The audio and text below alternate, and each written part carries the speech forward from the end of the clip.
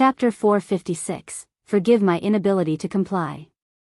Chapter 456, Forgive My Inability to Comply. Nobody thought that Divine Phoenix Island would have produced a paragon as such. Yet, it's a pity that he has to die beneath the human emperor's palace. He died a worthwhile death trading the lives of 7 other paragons and a couple of sealers.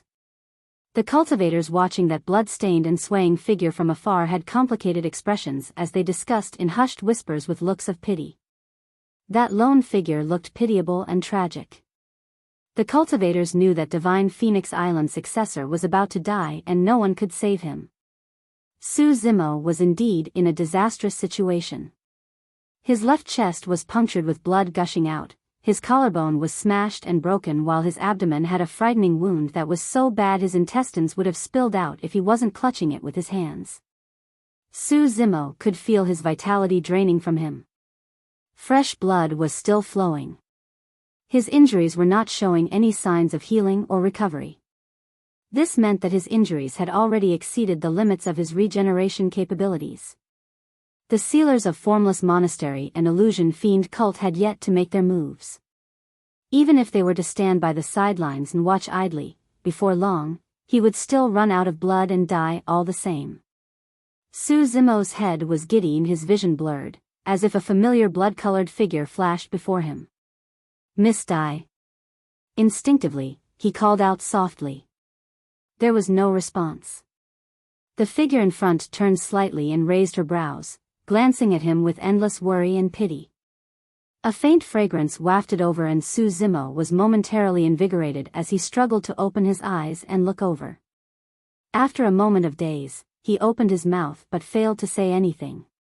His head slumped down with evident disappointment. It was not Dayu. It was Demoness Ji. He had lost too much blood and his vision was blurry.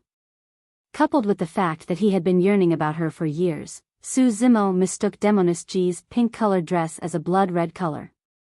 She has already left long ago and won't be coming back. I still couldn't catch up to her in the end. There's no more chance left. Heis. Su Zimo sighed deeply and his body swayed.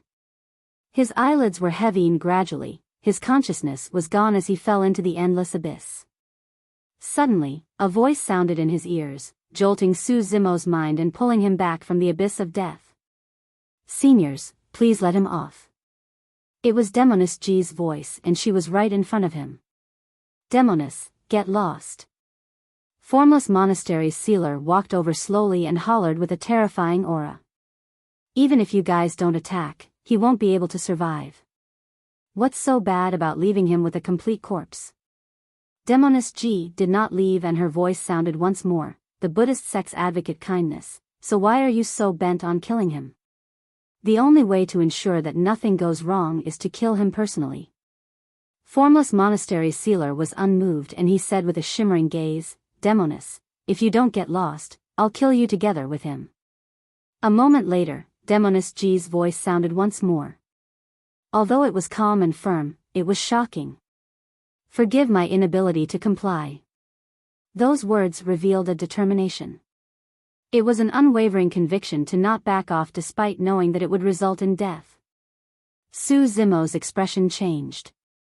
She was facing a sealer. This was a sealer who was completely enraged and could kill her with a single move. Su Zimo did not expect that given the circumstances, Demoness Ji would stand forth and defend him with reckless abandon unyieldingly. What a foolish woman. His lips shifted and his voice was as soft and inaudible as a mosquito. Very well then. Formless Monastery's sealer nodded expressionlessly as killing intent surged in his eyes. Since you wish to die, I'll fulfill your wishes. Boom. He channeled his golden core and burst forth with his full power. It was an instant attack with a massive rise in aura. Formless finger. Reaching out with his finger, he tapped in Demoness Ji's direction.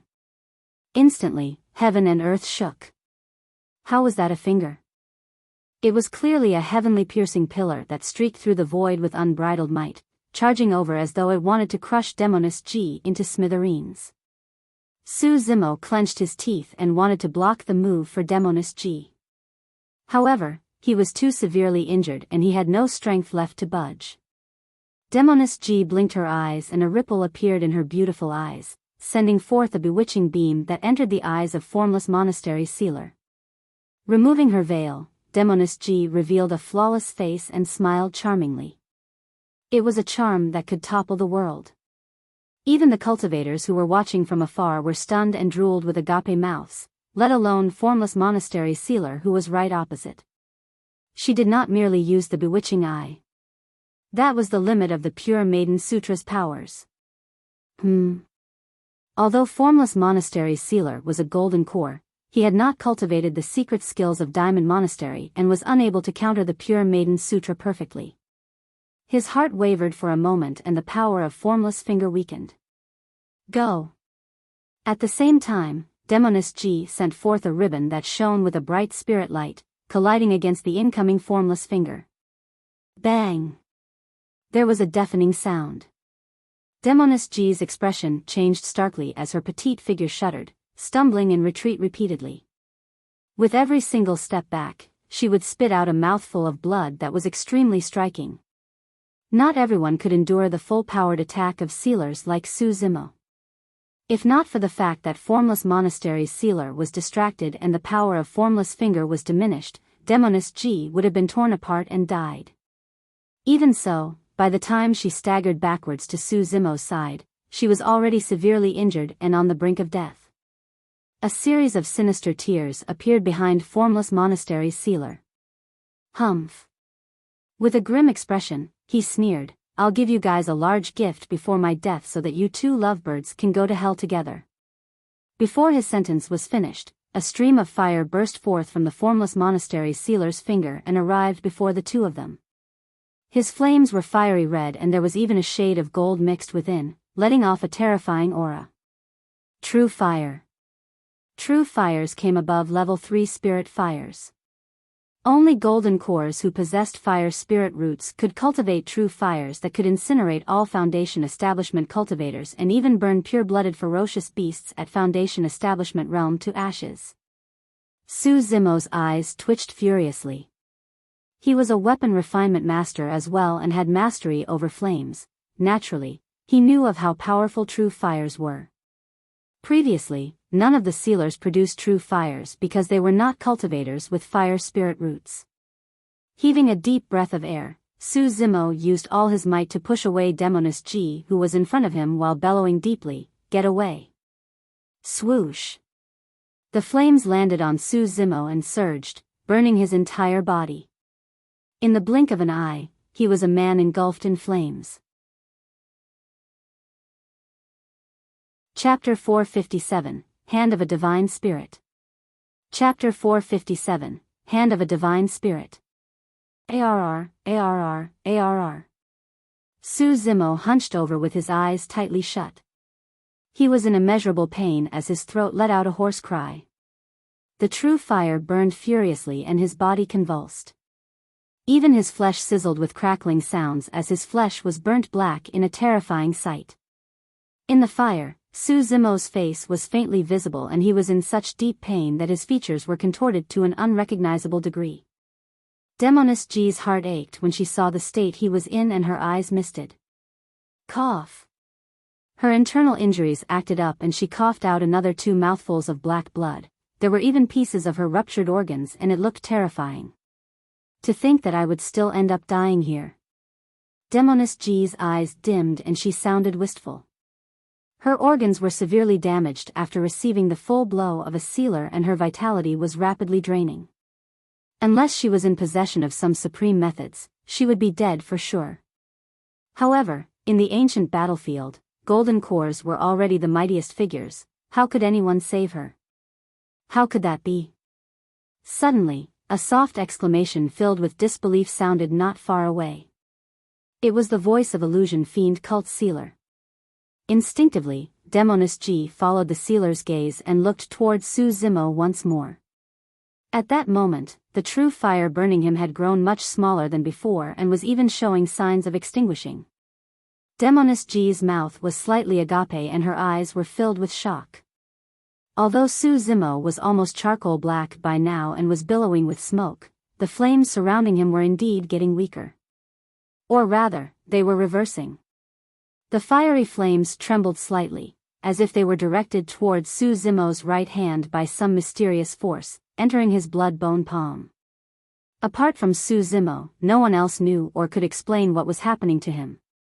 Initially, his injuries were way too severe that they had exceeded his regeneration capabilities. As such, he could not recover and was bleeding the entire time. If not for the true fire, he would have died of blood lost. However, the flames of the true fire had cauterized his wounds and stopped the bleeding temporarily, saving his life. At the same time, a mysterious change was happening to the blood-bone palm under the burn of the true fire. It was as though a seal had been undone, summoning a hidden power within Su Zimo that was devouring the true fire on him without any care. Before the true fire could threaten Su Zimo, the blood-bone palm had already consumed a large portion of it. It could be said that through some freak turn of events, the true fire had instead saved Su Zimo's life. A terrifying aura was growing, shrouding around the blood-bone palm. Ta! Ta! Ta! The sound of footsteps filled with killing intent surged over in a suffocating manner. Demoness Ji's heart sank. Formless Monastery's sealer was already devoured by the dimensional tear, and Illusion Fiend Cult's sealer was the only one left. The flames on Su Zimo's body had yet to extinguish, and he stood on the spot like a burnt charcoal. His eyes were shut and his aura was weak. Demoness Ji grit her teeth and pushed herself up with her trembling arms.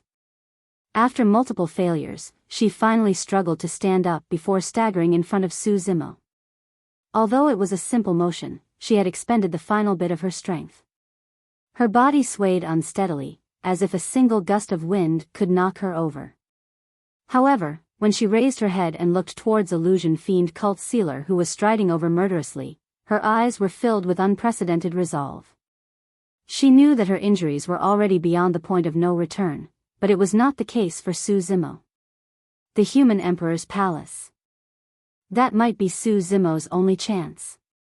Multiple signs had already indicated that Su Zimo was this generation's successor for the Human Emperor's Palace. As long as he entered it, he might be able to survive. Of course, that was only a possibility. Nobody knew what was inside the Human Emperor's Palace. The footsteps vanished. Arriving in front of Demoness Ji, Illusion Fiend Cult Sealer paused with a cold expression. The way you're protecting him, don't tell me that this bastard is your tripod? Illusion Fiend Cult Sealer asked slowly. The way he looked at Demoness Ji was filled with mockery and ridicule. So what if he is? Her face turned darker and grimmer, and the vitality exuding from her body was almost negligible. If not for her thread of determination that was keeping her going, she would have collapsed long ago. Ha ha ha ha. It was as tough the sealer of Illusion Fiend Cult had just heard the greatest joke in the world.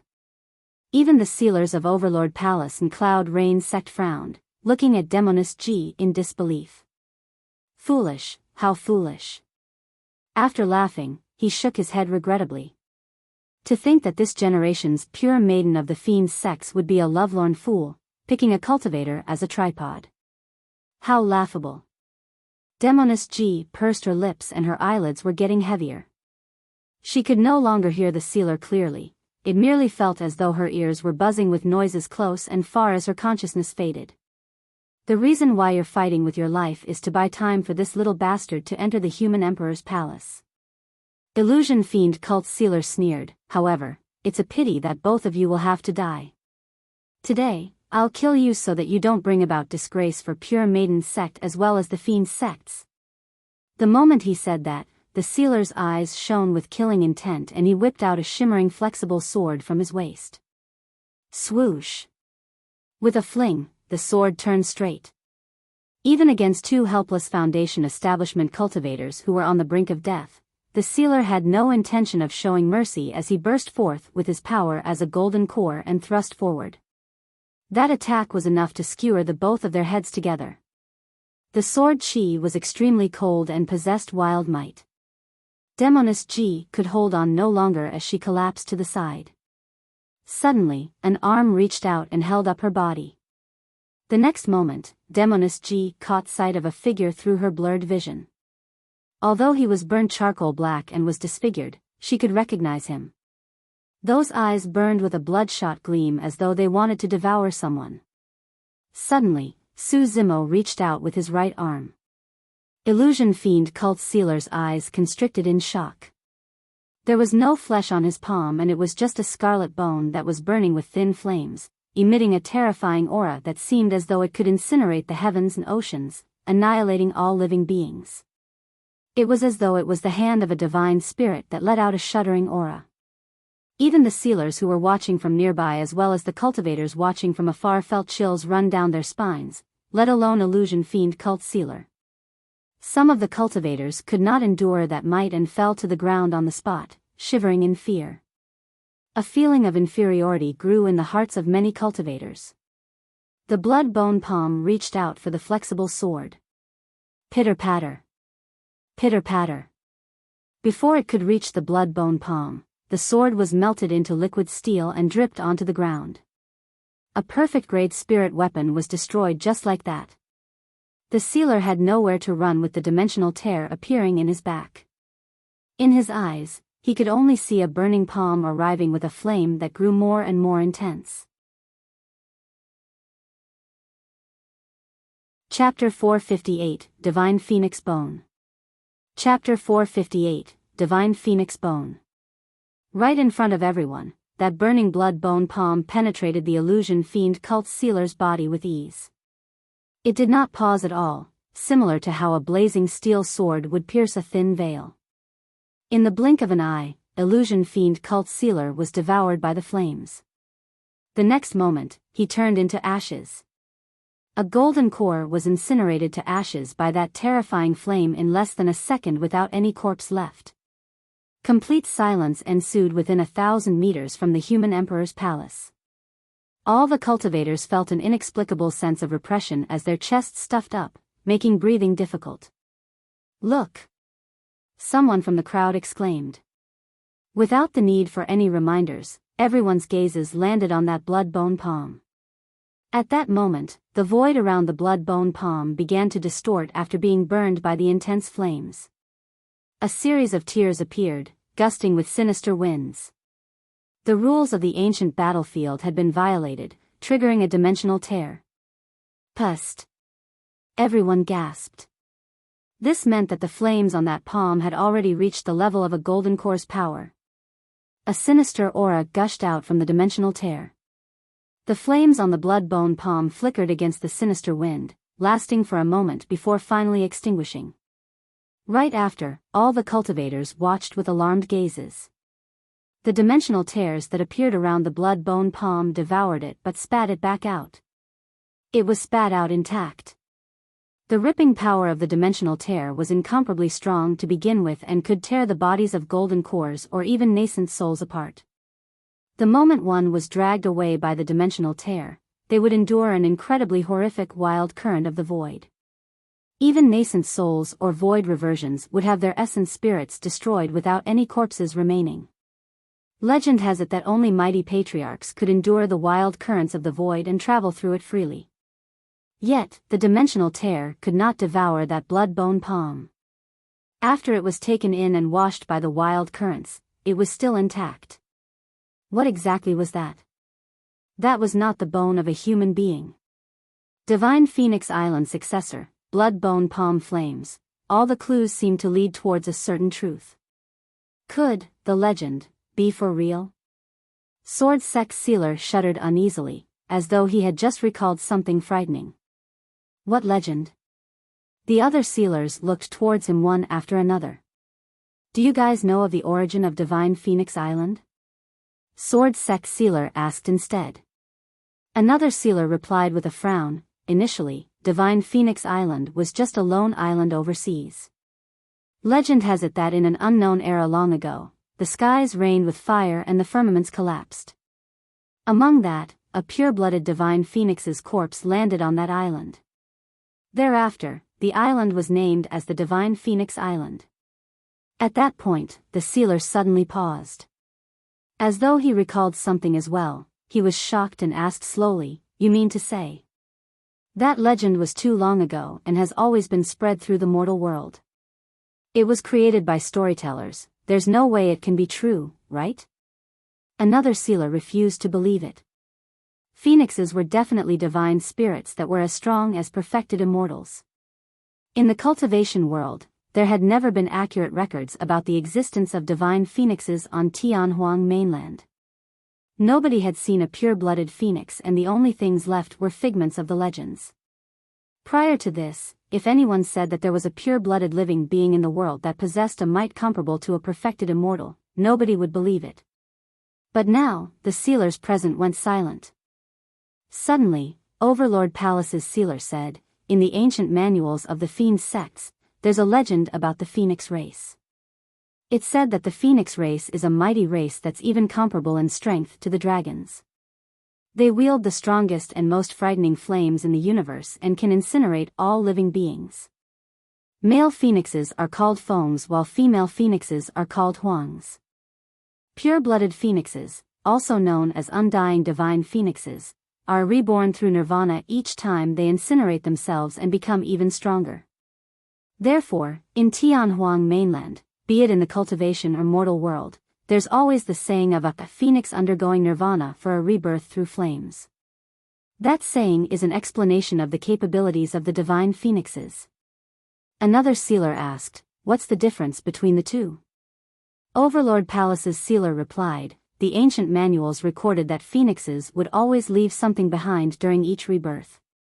When the undying Feng is bathed in flames, he leaves behind a drop of divine phoenix essence blood.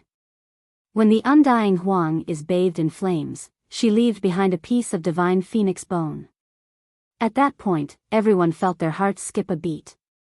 They made the connection between this person from the divine phoenix island and his blood bone palm with the terrifying flame that was burning on it. They were close to the truth.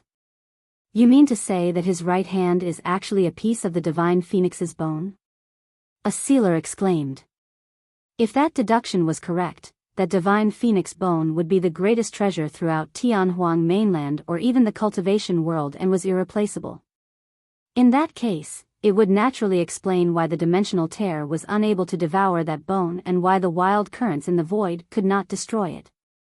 It would make sense for the divine phoenix bone to be an immortal object. Even a mighty patriarch would be tempted to get his hands on it. Swoosh, swoosh, swoosh. The sealers had a tacit understanding and set their sights on Su Zimo's right hand. They could not conceal the greed in their eyes. All of them were golden cores reaching the end of their lifespans. Now that they were sent into the ancient battlefield with the successors of their respective sects, it was partly due to the threat that they would be able to provide. On the other hand, all of them harbored thoughts of seeking out opportunities or treasures to increase their lifespans so that they could continue cultivating and break through to the nascent soul realm. Since the divine phoenix bone was an object left behind by the undying Huang's rebirth through nirvana, it would definitely possess unimaginable divine power, and if they could get their hands on it, they might be able to extend their lives. Although Su Zimo was able to kill illusion fiend cult sealer with the blood bone palm, his internal injuries had yet to heal up and his vitality was still draining, almost completely depleted. Demoness G was in a similar condition. To everyone, Su Zimo and Demoness G were two dead people.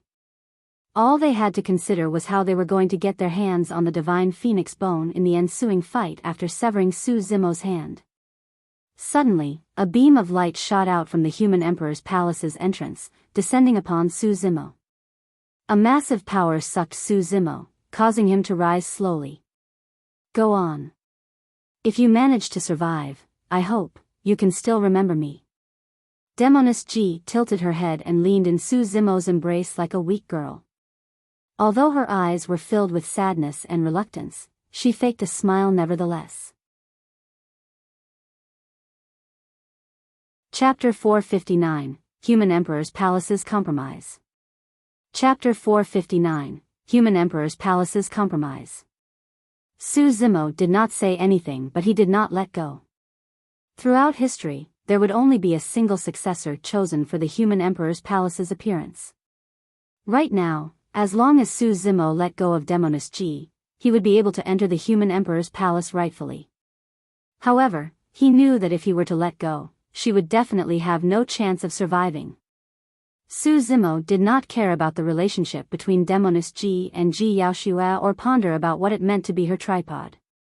The only thing he knew was that if Demoness Ji had not sacrificed herself to buy time for him earlier on, he would have been killed by the sealers of Formless Monastery and Illusion Fiend cult and would not have lasted till now.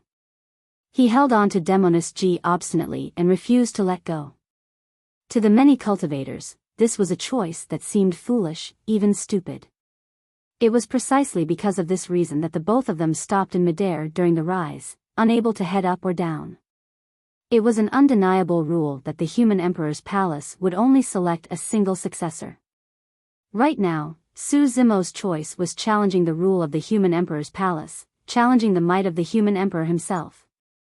The sealers were delighted upon seeing that. If Su Zimo were to enter the human emperor's palace successfully, they would miss their chance of seizing the divine phoenix bone. How foolish. He doesn't know what's good for him. A cultivator sneered. Another cultivator shook his head and sighed. To think that Mad Blade would be such a sentimental man. Isn't that right? Not many people would have the courage to make such a choice. If he entered the human emperor's palace, not only would he be able to survive, he would also be able to obtain the human emperor's inheritance. Who could resist such a temptation? Snowdrift Valley's Ling Han bit her lips and looked on with a conflicted expression. What did his choice represent? It meant that at this moment, this man was willing to abandon his life and the human emperor's inheritance in order to save Demoness Ji. Even if there was only a sliver of hope. As a woman, she felt a tinge of envy towards Demoness Ji from the bottom of her heart. Let go. Demoness Ji frowned deeply. Her eyelids were so heavy that she could not make out Su Zimo's face clearly and her frail voice carried a hint of anxiousness. Don't feel guilty. The reason I saved you is because you saved me before as well. If not for you, I would have been killed by that damned monk long ago. I'm just repaying you right now. There was still no response. Let me go. It was still silent. However, Demoness Ji could sense him hugging her even closer. The both of them hovered in midair in a stalemate with the human emperor's palace. The remaining few sealers were already on their way. The two of them were already at the end of the road with no strength to fight back. Even without releasing their powers as golden cores, the sealers could kill the two of them with just power at the level of Foundation Establishment Realm. Die. The first sealer to arrive was from Sword Sect. Buzz. The sound of a sword buzzing rang out and an unparalleled sword beam flashed. Instead of aiming for Su Zimo's vitals, it tried to sever his wrist. Su Zimo looked at that sword without moving. Given his current condition, any Chi refinement warrior would be able to kill him, let alone the sealer of Sword Sect. Swash. The sword beam struck the column of light from the human emperor's palace and created a ripple before vanishing instantly. Su Zimo was unharmed. The sealers were alarmed when they saw that. All of a sudden. As though it was agitated, that column of light shone brightly in a bedazzling manner. Countless beams of light shot forth and instantly penetrated the body of Sword Sect sealer. Poof. Poof. Poof. Flashes of blood gushed out continuously. The sealer's body was punctured by the illusionary beams of light and the next moment, he exploded into a blood mist without a corpse left. Upon seeing that, the remaining few sealers were shocked and terrified. Among them, Heavenly Dipper Sect Sealer had already released his secret skill which struck the column of light. The column of light shook and shot forth countless beams once more, engulfing the sealer of Heavenly Dipper Sect. That person was rather impressive as a glint of determination flickered through his eyes. Roaring, he released his power as a golden core, wanting to fight against the light beams before him. Bang! He turned into a mist of blood and died on the spot. Although it was only a column of light beneath the human emperor's palace, its might could not be challenged and it was enough to suppress everything, killing with a single touch. The others hurriedly stopped in their tracks and escaped, not daring to linger. They only came to a stop outside the boundaries of the human emperor's palace before turning back to look with fear in their hearts. The man and woman were still hovering in midair within that gigantic column of light, hugging together without separating. The sealers looked grim with indignant expressions. There was no way they could get their hands on the divine phoenix bone given the current situation. Let's wait a little more, there might still be a chance. After a moment, Hollow Monastery's sealer composed himself and said slowly with a shimmering gaze. That's right. Overlord Palace's sealer said in a dark tone, he's only a mere foundation establishment cultivator and yet he dares to challenge the human emperor's palace? He's bound to fail. If this carries on, the both of them will definitely die. The few sealers nodded in agreement. If the two of them were dead, the human emperor's palace would either disappear or select a new successor. No matter the outcome, the successor of Divine Phoenix Island would lose the protection of the human emperor's palace. At that time, they would have the chance to sever his wrist and fight for the divine phoenix bone. Right now, all the sealers had to do was wait. Demoness Ji leaned in Su Zimo's embrace motionlessly and it was unable to tell if she was dead. Su Zimo's aura was also getting increasingly weaker. Raising his head, he looked at the mysterious entrance of the human emperor's palace and narrowed his gaze with a resolute expression. It was as though he would never relent nor compromise. A long, long time later. Just as Su Zimo was gradually losing his consciousness, a change happened in midair. The two of them started rising slowly, as though they were pulled by something. In the blink of an eye, both of them entered the human emperor's palace and disappeared. There was a deathly silence. Upon seeing that, everyone was dumbfounded and even forgot to breathe. How is that possible? A long time later, Hollow Monastery's sealer murmured to himself with widened eyes and a lost expression. The human emperor's palace actually came to a compromise? Overlord Palace's sealer chuckled bitterly. Since the human emperor's palace was sentient, it naturally possessed the intent of the human emperor. Throughout history, the human emperor had been the strongest emperor and was unparalleled. Since the human emperor's palace represented him, how could it bow down and relent? Furthermore, how could it do so for the sake of a mere foundation establishment cultivator? If everyone had not seen it for themselves, none of them would have believed it. Was it pity, or was there some other reason? Nobody knew. The entrance of the human emperor's palace closed. Bang! Boom! Boom!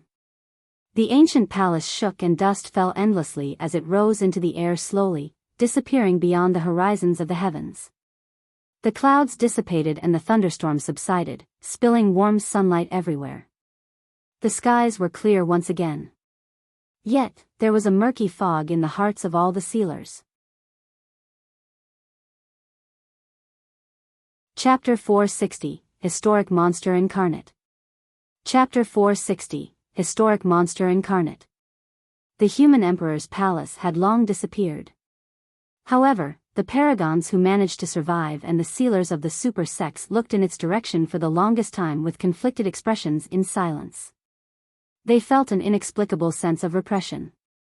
That man should be dead, right?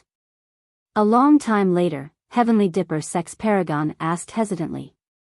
Overlord Palace's Pangyu nodded. He should be. After a moment, as though he was trying to convince himself, Pangyu repeated with conviction, he must be. That's right, he's definitely dead. He's already so badly injured. Unless there's some divine method to resurrect the dead and regrow flesh, he's definitely dead for sure.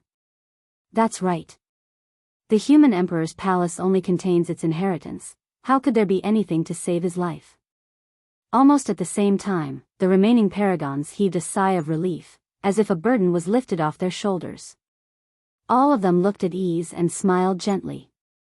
The sealers present were expressionless as they exchanged glances.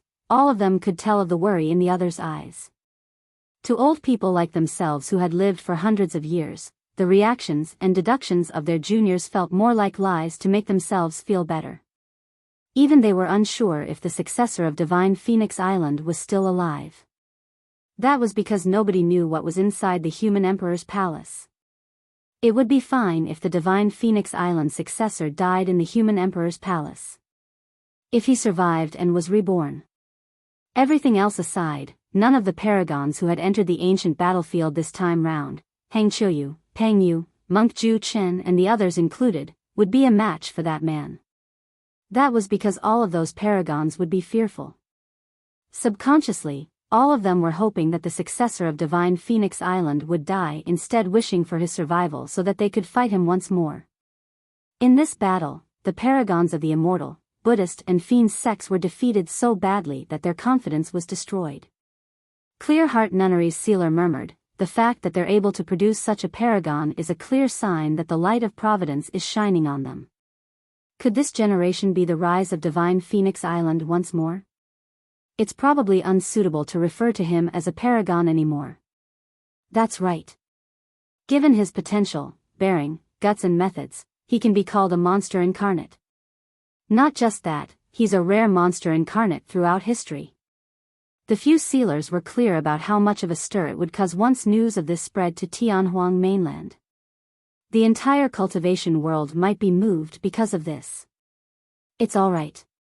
Hollow Monastery's sealer said calmly, "No matter how strong that lad is, he's only at Foundation Establishment realm. His future is still unknown. Given the firm foundations of our sects, we have rare monster incarnates as well." That's true. If he meets against the legacy disciples of our sects, he shouldn't have much of a chance of winning. Everyone conversed for a little more before separating. The battlefield was left with nothing but a pile of corpses, as though telling a tale of how tragic that battle was. A month later. Xiantian City.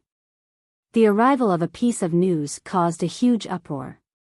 A monster incarnate of Divine Phoenix Island and this generation's pure maiden of the fiend sex entered the human emperor's palace and their fates are unknown.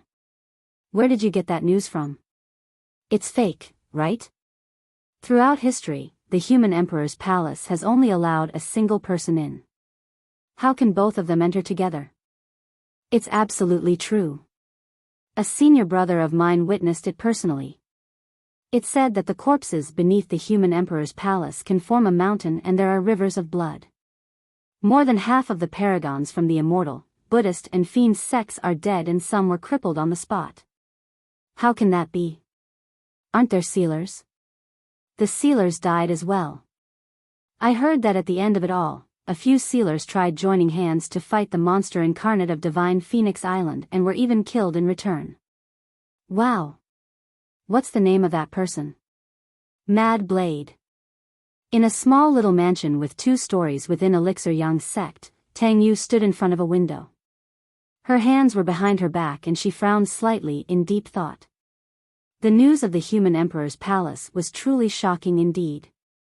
However, what she was more worried about was Su Zimo's situation. The strangest thing was that although she tried scouting for news from multiple sources, nothing returned, as though Su Zimo had vanished into thin air as nobody caught sight of him at all. At the side, Uncle Liang could read Tang Yu's mind and said with a smile, "Young master, you don't have to worry. Given Su Zimo's methods, even if he can't win, he can definitely escape alive." Yes. Tang Yu nodded. "I'm not worried about him, but I'm confused. Given his personality, since he chose to fight for the human emperor's palace's inheritance, how come there is no news at all? For certain people, their glamours can never be contained. Ever since he entered Xiantian City, Su Zimo caused an earth-shaking change to the state of the entire place. The 4 mounted bandits were the first to be removed, followed by Poison Sect. Even powerful super sects with formidable foundations such as Glass Palace and Malevolent Earth Sect were swept away by him. How could there be no news of a cultivator that was so aggressive and domineering? Uncle Liang, when I heard that the name of monster incarnate of Divine Phoenix Island was called Mad Blade, I even suspected that he's Su Zimo. Tang Yu said coldly, "Both of them make use of sabers and have knowledge of the Sea Calming Manual. Furthermore, they are both at the Tsunami Blood Realm and are at 7 Meridian Foundation Establishment." That's impossible.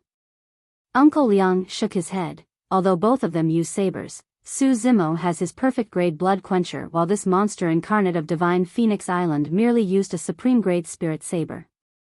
Moreover, it's said that this person is extremely tall and bulky and is a burly man with a rough appearance. The two of them differ too much in terms of appearances. Tang Yu nodded. There was truly no way to explain it, although they had their similarities, their differences were even more. Uncle Liang continued, also, although Su Zimo is strong, he isn't at the state where he's able to take down the paragons of the immortal, Buddhist and fiend sects, let alone a couple of sealers as well. Back then, in the Elixir Pool sect ruins, Su Zimo had to take a long time before baiting the sealer of Glass Palace to death. In terms of actual combat strength, Su Zimo was clearly far inferior. However, the monster incarnate of Divine Phoenix Island fought against a couple of sealers and even killed them in return. The difference between them was too great. Tang Yu nodded. No matter what, I hope that fellow Daoist Su can return safely. At the entrance of the mansion, Su Xiaoning hugged her knees and sat on a stone step with a worried expression. There was a pitch-black demon beast beside her. A cold glint shimmered between its half-opened eyes. It was Night Spirit who was guarding Xiaoning. Heis. Sighing gently, Xiaoning murmured, all the cultivators in the city are discussing that monster incarnate of Divine Phoenix Island and Mad Blade, but there's still no news of brother. I don't even know how he's doing right now. Growl. Night Spirit opened its eyes and yawned listlessly. Xiaoning frowned and asked, You're saying that brother is fine? How do you know that, brother? You've been with me the entire time and you haven't received any news either. Sitting up, Night Spirit extended its paw and gestured in a human-like manner while crying out repeatedly. Xiaoning's eyes widened. While others may not have understood, Xiaoning did. Her heart skipped a beat as she exclaimed, You mean to say that Mad Blade is? Night Spirit gestured with a shushing hand sign. Understanding, Xiaoning clutched her cherry lips immediately. Instantly, the worry on her face disappeared and she grinned, causing her eyes to look like crescent moons in a painting. Chapter 461, Resurrection and Regrowth of Flesh. Chapter 461, Resurrection and Regrowth of Flesh. Hugging the unconscious Demoness Ji into the human emperor's palace, Su Zimo could no longer hold on either and was fainting. He was too badly injured and had lost too much blood. His flesh and skin were burnt to a crisp and his organs were failing. He had already gone beyond his body's regeneration capabilities. If he hadn't cultivated the mystic classic of the 12 demon kings of the great wilderness and possessed shocking vitality, he would have long been dead. In his daze, Su Zimo suddenly felt his hands get lighter. A long time later, he finally snapped out of his stupor. Enduring the immense pain, he turned to his side with extreme difficulty. Demoness Ji, who was initially lying in his embrace, had disappeared. Bang! Before he had time to think, his body shuddered and he collapsed onto the cold, hard ground with a throbbing headache. Su Zimo struggled to sit up, wanting to look for Demoness Ji. However, he caught sight of a hazy fog that was approaching him from not far away. The fog billowed and surged over. Just as it was about to arrive before him, the gray fog condensed into a hazy figure. Although the person's face was old, he was energetic and his eyes had a wise, deep look, as if he had seen through everything in the world. Su Zimo was stunned on the spot. He had not imagined that there would be a living being within this ancient palace. The human emperor's palace was a relic of the ancient era and had been through countless years in the sands of time where endless supreme and mighty figures have been buried. Time was the scariest thing which even emperors could not defend against. Who was that old man? Was he a character from the ancient era or was he a cultivator who had entered the human emperor's palace later on but was trapped here? Or perhaps, was this old man the legendary human emperor? Su Zimo did not have the energy to contemplate those questions and neither could he hang on any longer as he collapsed. Gazing at the ceiling, he found his vision blurring. The old man approached him and suddenly reached out. Between his fingers was an elixir the size of a longan. It gave off a faint smell of blood. For some reason, the aura the elixir gave off felt extremely familiar to Su Zimo. The old man peeled open Su Zimo's mouth and put the elixir inside. Su Zimo had no strength to resist and the elixir melted in his mouth, sending a spicy warmth down his throat. Upon entering his stomach, it lingered for a moment before suddenly letting out a terrifying burst of energy. The energy felt like a tidal wave as it surged and cruised through his limbs. An intense blood chi shot forth, wrapping Su Zimo in it as an extremely rich aura of vitality spewed out. One after another, beams of rainbow lights shot out in a divine manner, nourishing every single bit of his flesh. His body that was initially defeated was reignited with vitality. His injuries healed internally and externally as his charcoal black flesh peeled away. Pieces of flesh started regenerating on his bones with endless vitality. It was a regrowth of his flesh. This was a miracle almost akin to resurrection. A numbing sensation prickled through Su Zimo's nerves, almost causing him to go insane. Ah! Su Zimo could not help but let out a long bellow. The power within the elixir nourished his broken body like the way dew healed barren land. His dried flesh regrew and the tears on his organs closed, returning to normal. Su Zimo's vitality was regenerating continuously. With the help of that energy, his physique's strong regeneration capabilities were awakened once more as his blood chi ran rampant within his body. Flesh could be seen growing at a visible speed near the wound on his abdomen, forming in pieces before combining together, merely leaving a faint scar. It was the same for the injury on his left chest. Although his collarbone was snapped earlier on, it was now piecing back together rapidly. Some time later, cracks appeared on Su Zimo's charred skin and his scabs fell one after another, revealing jade-smooth skin beneath.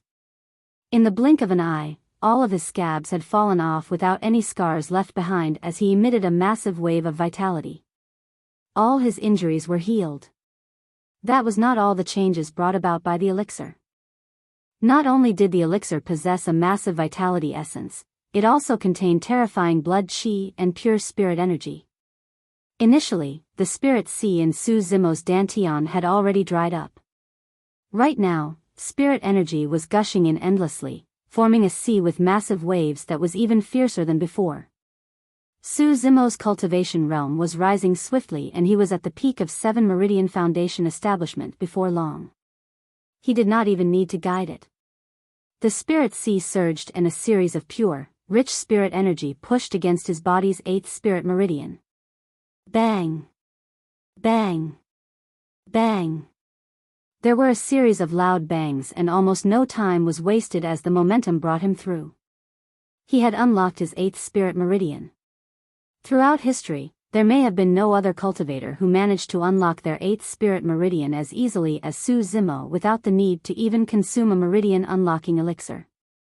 Even after unlocking his 8th spirit meridian, his spirit sea did not calm down and was still roaring furiously. His cultivation realm was still climbing. A long time later, it finally came to a stop when he was at the peak of 8 Meridian Foundation establishment. At that moment, Su Zimo was finally certain. After the 8th spirit meridian, there was definitely a 9th spirit meridian, the legendary Extreme Foundation establishment. He was still in possession of a meridian unlocking elixir.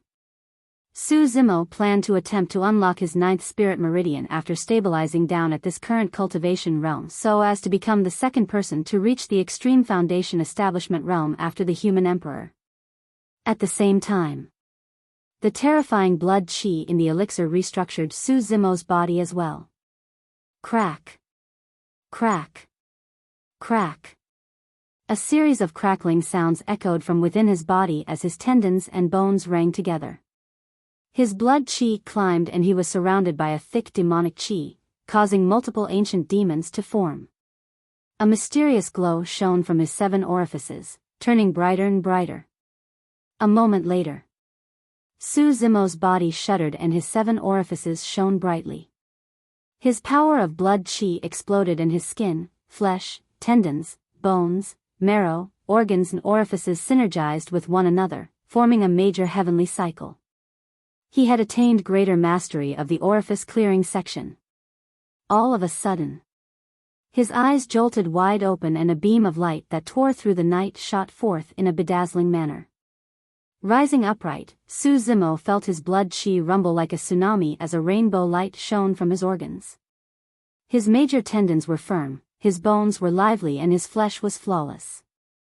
Upon closer inspection, he could even see a mysterious luster cruising through them.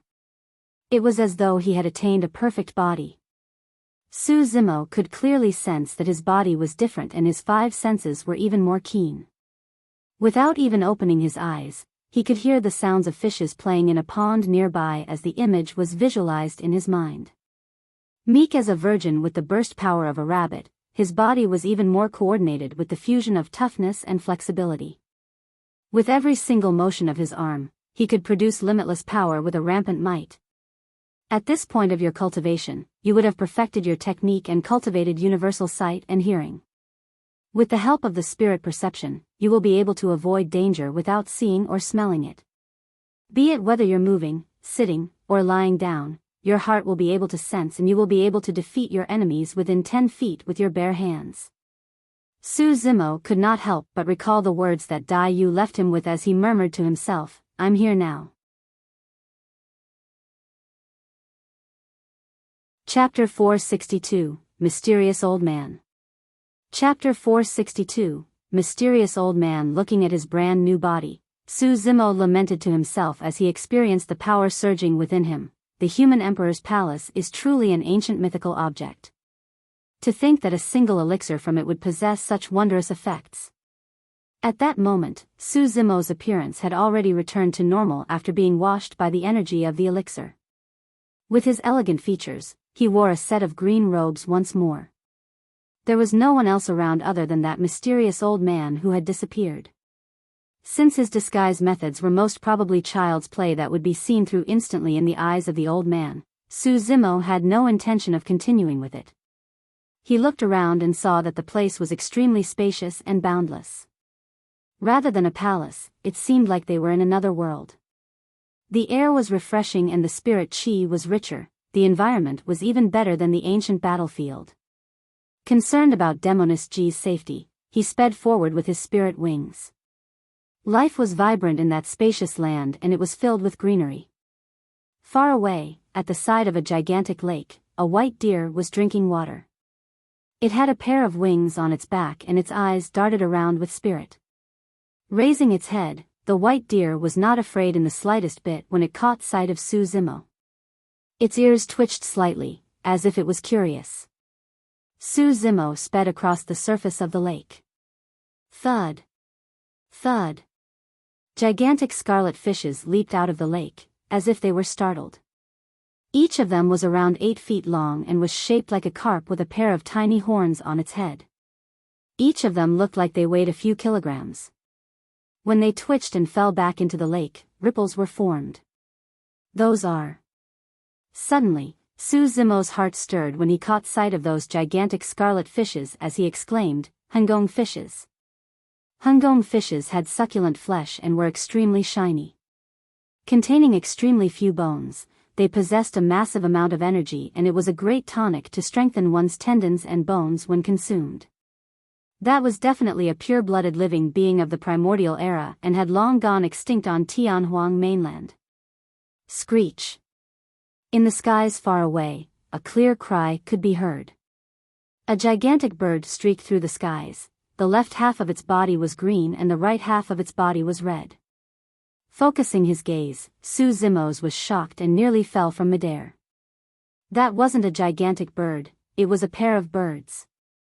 The ancient manuals back in the sect had a few short sentences describing a bird of the primordial era. The being bird only had a single eye and wing and the males were green while the females were red. Together, the couple must fly in tandem. Back when he saw that description, Su Zimo even shook his head and laughed to himself thinking that it was impossible.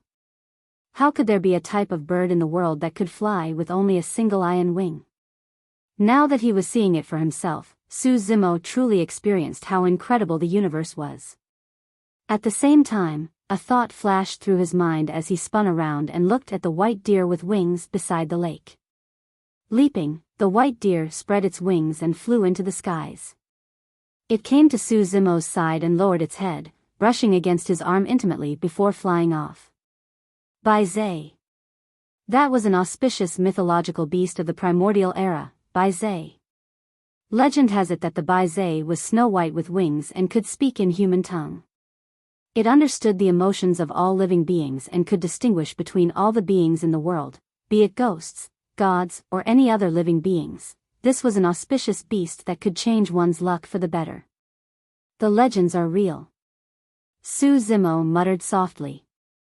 Taking a deep breath of air, he soared into the skies and looked around before shuddering uncontrollably. He stood rooted to the spot as shock filled his eyes. Countless mythical and different beasts roamed this vast land. There was a 3D brutish beast with flames on its leg, a purple chicken with eyes under its wings, a rat that was 100 kilograms and filled with raging flames, a 3D golden toad with scales. The beasts were so incredible that Su Zimo had never heard of them before. He couldn't even name them. In fact, he even suspected if he had reversed through time and returned to the primordial era. All of a sudden, his heart skipped a beat and his gaze froze. Not far away, an old man stood with his hands behind his back. That was the mysterious old man who fed him the elixir. Without thinking twice, Su Zimo arrived before the mysterious old man in a flash. Bowing deeply, he said with sincerity, "Thank you for rescuing me, Senior. I'm truly immensely grateful." The mysterious old man merely nodded and stared at Su Zimo with scrutinizing eyes. At that moment, Su Zimo had countless questions on his mind. Who was the old man before him? What was that elixir? Was this the human emperor's palace? Why were there so many incredible beasts? However, those questions merely fluttered through his mind as he asked, "Senior, may I ask where the girl who entered the human emperor's palace together with me is?" Expressionlessly, the mysterious old man replied, "She's not here." Not here? Su Zimo's heart clenched up as he asked hurriedly, "Where is she?" "We entered the human emperor's palace together. How can she not be here? What are you getting anxious about?" The mysterious old man rolled his eyes and harumphed gently, "I was merely saying that the lass is not in the same stone chamber as you." Stone chamber? Su Zimo was confused. Pointing at his feet, the mysterious old man remarked casually, "The world we are in right now is merely a single stone chamber in the human emperor's palace." Gradually, Su Zimo's mouth fell open. He was dumbfounded and shock filled his eyes. This world with skies and stars, possessing boundless land with mountains, lush greenery, and countless incredible beasts, was actually just a stone chamber within the human emperor's palace. What sort of powers were these? The mysterious old man's next sentence gave Su Zimo an even bigger shock, such that he could not snap out of it for a long time. "There's billions of such stone chambers in the human emperor's palace," the mysterious old man said casually with a calm expression. Su Zimo. A long time later, still worried about Demoness G, he asked, "How is that girl in pink?" "Don't worry, she won't die. She'll follow her own destiny," the mysterious old man replied. Su Zimo only heaved a sigh of relief upon hearing that. "Ha!" Suddenly, the mysterious old man sneered, "Young man, you're truly brazen to challenge the rules set by my master. If it wasn't because my mistress was kind enough to speak up for you, seeing how pitiful that girl is, she would have died long ago." "Master, mistress." Su Zimo blinked and asked in a testing manner, "Senior, the master you're referring to is? Can you get any dumber?" Frowning, the mysterious old man glared at Su Zimo and said in a deep tone, "Since this is the human emperor's palace, my master is definitely the human emperor."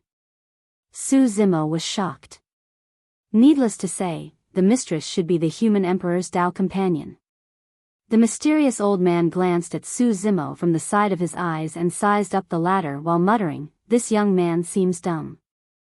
Could master have made a wrong judgment?" Actually, Su Zimo was not entirely to blame. Everything that he had seen and experienced after entering the human emperor's palace was way beyond his imagination. There were things that he could not dare to believe even if he had guessed it. Furthermore, even now, he wasn't clear of the identity of the old man before him. Chapter 463, Inheritance. Chapter 463, Inheritance. The mysterious old man's statement revealed another important message. The human emperor was alive. He was an emperor of the ancient era, after all. Through the endless years, countless emperors have already died. To think that the emperor who was lauded as the strongest and most domineering throughout history was still alive. Could it be that after endless cultivation and breakthroughs, living beings are truly able to extend their lifespans and age with the universe or even reach the realm of eternal indestructibility? Since the human emperor was still alive, what cultivation realm was he at right now? Senior human emperor, he's still on Tianhuang Mainland? A moment later, Su Zimo composed himself before asking. Of course not. The mysterious old man waved it off. Master isn't here either. You don't have to dream about getting to meet him either, you're not qualified yet. Su Zimo was not ashamed upon hearing that and merely took it in his stride and smiled. Right after, Su Zimo's heart skipped a beat. Suddenly, he recalled that before she left, Dayu said with a chuckle that she was about to return to her world. Was that the same world as the human emperor? Since there had never been any signs of immortals found on Tianhuang Mainland, did it mean that after attaining immortality, cultivators could pass through the void and travel to another world? Could that world be filled with countless immortals like Dayu and the human emperor? What sort of a vast and vibrant place was that? Instantly, countless thoughts filled Su Zimo's mind and he developed a longing interest towards that foreign world. Before you, a total of 7 people entered the human emperor's palace and each of them received a different inheritance. The inheritance you're about to receive is different from theirs. It can be considered as the true legacy of the human emperor. At that point, the mysterious old man looked deeply at Su Zimo before waving his sleeves gently, causing 2 objects to float in midair. It was a piece of paper and a gigantic seal. The paper was written with endless tiny words. Su Zimo merely swept his eyes across and felt them prickle slightly. The gigantic seal was squarish and golden throughout. On it, a divine dragon was etched, coiling around it in a lifelike manner. The gigantic golden seal hovered in midair, emanating waves of powerful might, as though it could crush the stars and suppress the entire world. The mysterious old man remarked, "This is the coiling dragon seal. It's a Incarnate spirit weapon, keep it well." A Incarnate spirit weapon. Su Zimo was shocked. Prior to this, Su Zimo witnessed how terrifying Incarnate spirit weapons were in that battle beneath the human emperor's palace. The shimmering silver circlet that Hang Chuyu brought out shattered his supreme-grade spirit weapon instantly. That was also the reason why Hang Chuyu managed to survive with a sliver of health after receiving Su Zimo's punch. Furthermore, Foundation establishment cultivators were unable to unleash the full might of Incarnate spirit weapons. The terrifying burst power of Incarnate spirit weapons could only be released in the hands of golden cores. Thank you, Senior. Su Zimo did not reject and took over the coiling dragon seal, injecting spirit energy into it. Whoosh! A bright light shone on the coiling dragon seal and Su Zimo seemed like he was holding a blazing sun with an intimidating might. Suddenly, Su Zimo's expression changed and he shuddered as his wrist sank. It was heavy. After it was injected with spirit energy, the coiling dragon seal almost caused Su Zimo to embarrass himself as it weighed down on him. Now that Su Zimo had attained greater mastery of the orifice clearing section, his physique had the strength to suppress all other 8 Meridian Foundation establishment cultivators without even taking on his demon form. However, despite that, his body experienced pressure from the coiling dragon seal. The mysterious old man nodded to himself. He thought that Su Zimo would definitely embarrass himself since he was unprepared and would be squashed by the coiling dragon seal. The fact that the lad could remain standing without moving had exceeded his expectations. Clearing away his spirit energy, Su Zimo put the coiling dragon seal away in his storage bag. That was a great treasure. Delighted, Su Zimo's gaze shifted towards the page of sutra at the side expectantly. The mysterious old man pointed to the page and remarked indifferently, "This is a secret skill created by my master in the past. If you manage to master it, you can already fight against golden cores at Foundation Establishment Realm. In fact, you can even challenge golden core phenomenons." Pust. Su Zimo's expression changed slightly. The difference between cultivation realms were divided into minor and major realms.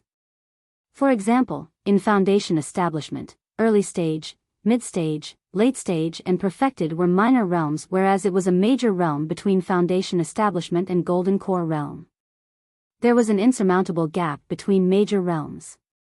It symbolized one breaking free of the restrictions of the universe and extending their lifespans. The difference in strength was even worlds apart.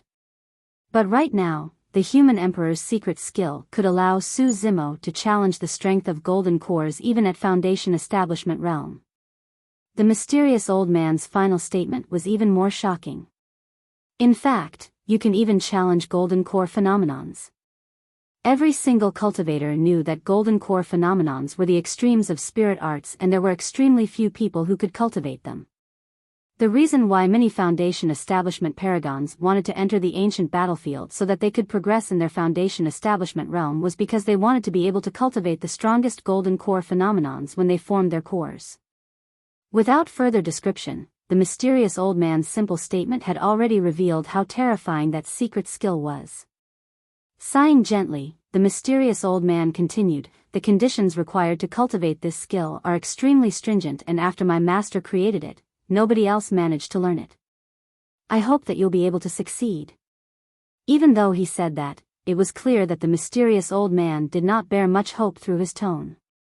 Su Zimo received the page of sutra and focused his attention. There were 3 tiny golden words in the middle of the first row: Ancient Dragonification Manual. Those 3 simple words caused a terrifying pressure that was shuddering. For some reason, Su Zimo felt his body heating up. It was as though an inexplicable power was surging within him. The mysterious old man's voice sounded once more, "Although you won't be able to transform into a divine dragon after attaining greater mastery of the Ancient Dragonification Manual, you'll be able to conjure the phantom of a divine dragon that possesses the true might of the dragons. Humans are weak and have ordinary bloodlines. They can't be compared against the dragons, who are extremely powerful from birth. If you want to cultivate the Ancient Dragonification Manual, you will have to steal the blood chi of the dragon race. The elixir you consumed earlier was a blood-flesh elixir made from the flesh of a young dragon." Instantly, Su Zimo had a look of realization. That was the reason why he had a sense of familiarity towards the aura given off by the elixir. Su Zimo's eyes flickered and he frowned in deep thought. According to the mysterious old man's words, one could only succeed in cultivating the Ancient Dragonification Manual after consuming the blood chi of the dragon race. He was in a rather unique situation. A couple of years ago, he had consumed half a dragon. Although it was not formed yet, that was the egg of a divine dragon after all. Hee. The mysterious old man chuckled coldly. "Don't look down on the fact that it's a young dragon. You were able to receive such immense benefits just by consuming an elixir made from the flesh of a young dragon. If it was an adult divine dragon, the power of a single drop of its blood would be enough to destroy you, let alone its flesh." Su Zimo did not doubt that statement at all. Back then, after he and Night Spirit consumed that dragon egg, their bodies almost gorged to the point of explosion, and it took them a full 3 years to digest it completely. Chapter 464, 2 Utmost Treasures. Chapter 464, 2 Utmost Treasures. The conditions required to cultivate the Ancient Dragonification Manual are extremely stringent, and obtaining the blood chi of the dragon race is merely the beginning. Among the 7 people who entered the human emperor's palace before you, there were also some of them with potentials comparable to you. However, they were merely slightly inferior. The mysterious old man said with a trace of pity, "Tsk. That lay kid was rather decent as well." However, it was a pity that he couldn't unlock his 9th spirit meridian, causing him to miss this great opportunity to get the Ancient Dragonification Manual. At that point, Su Zimo's heart skipped a beat as he recalled Uncle Liang's words. Legend has it that the secret to the Extreme Foundation establishment is hidden within the human emperor's palace. He asked hurriedly, Senior, may I ask, how does one unlock the 9th spirit meridian and cultivate to the point of Extreme Foundation establishment? Foundation establishment was an extremely important step in one's path of cultivation, and how stable their roots were would decide their future accomplishments. The mysterious old man replied, 9 represents the extreme, and if one wants to unlock their 9th spirit meridian, their spirit energy would have to be extremely pure without the slightest bit of impurity. I've checked through your spirit energy. It's very pure, and that's quite seldom. Pondering for a moment, Su Zimo remarked, Senior, up to this point of my cultivation, I've rarely consumed any elixirs, and even for those that I consume, they were at perfect grade. I think it should have something to do with that. Apart from perfect grade elixirs, every other grade of elixir possessed impurities. Long-term consumption would result in consolidation of those impurities. Although they would not have a significant impact on a cultivator's combat strength, it would impede the possibility of them unlocking their 9th spirit meridian. Elixirs are only part of the equation. The mysterious old man shook his head. In Tianhuang Mainland, there are many sects and factions with rich heritages and immense foundations. It's not rare for them to provide perfect grade elixirs for the paragons in their sects with the most potentials. However, even while cultivating and absorbing spirit chi, there's no way to avoid the existence of impurities. While cultivating? Su Zimo frowned slightly. The mysterious old man explained, mortals consume food which would turn into feces upon digestion, creating impure chi and filth. Therefore, at a certain point of cultivation, there's a saying of Anidia. Su Zimo nodded. He had heard about Anidia before. It was said that after entering nascent soul realm and cultivating an essence spirit, cultivators could live without consuming food and merely take in dew and the essence of the universe to survive, soaring through the skies and riding the clouds. In fact, they could even scour the world and explore the 4 oceans and 8 desolates with a single thought. The mysterious old man continued, similar to mortal food, spirit chi would inevitably contain impurities upon absorption to one's dantian. That is, unless the person was in possession of an utmost treasure that could help them purify the spirit chi. At that point, he gave a meaningful look at Su Zimo's right hand. Suddenly, Su Zimo gave off a gradual look of realization as he recalled how chi entered his body while he was cultivating his chi condensation manual. Back then, spirit chi entered his body through his right hand. Before entering the human emperor's palace, the few sealers said that his right hand was a divine phoenix bone. If that was true, it would explain many things. Entering his right hand, spirit chi would be purified by the divine phoenix bone, incinerating all impurities and allowing him to only take in the purest spirit chi. Back then, he had just mastered chi condensation and was able to release a level 3 spirit fire with his right hand immediately. Now that he thought about it, that was not a true level 3 spirit fire, he merely managed to possess the might and heat of a level 3 spirit fire because of the divine phoenix bone. Of course, from the beginning till now, Su Zimo had never released the true powers of the divine phoenix bone. At the battle beneath the human emperor's palace, the terror of the divine phoenix bone had only revealed itself for a brief moment after absorbing the golden core's true fire before returning to normal. The mysterious old man said with a hint of lament, this divine phoenix bone is one of the rare few utmost treasures in Tianhuang Mainland. The person who changed your fate by attaching your wrist with this divine phoenix bone must have exerted a lot of effort. At this point, Su Zimo was finally certain that his blood bone palm was the legendary divine phoenix bone. Previously, he was severely injured after killing the joyful sect cultivators in Songlang mountain range and his right hand was battered. By the time he woke up, his right hand was already perfectly fine. In other words, during the few days he fainted, Dayu had not only helped him to plant a spirit root, she had even reattached his wrist with the divine phoenix bone. If you are smart, you should have realized that you must not reveal that divine phoenix bone again after leaving this place. Otherwise, you are definitely bound to die. The mysterious old man said with a stern expression, even the mighty figures and patriarchs of the human race would be tempted to make a move for the divine phoenix bone. Su Zimo nodded. Thankfully, he changed his appearance and hid his identity beneath the human emperor's palace. Otherwise, he would definitely be hunted upon re-entering Tianhuang Mainland. A man's talent would often arouse the greed of others. There is also an extremely strict requirement for one's spirit root if they want to reach the extreme foundation establishment realm. Regarding that, you have no issue as well. After a brief pause, the mysterious old man looked at Su Zimo deeply once more.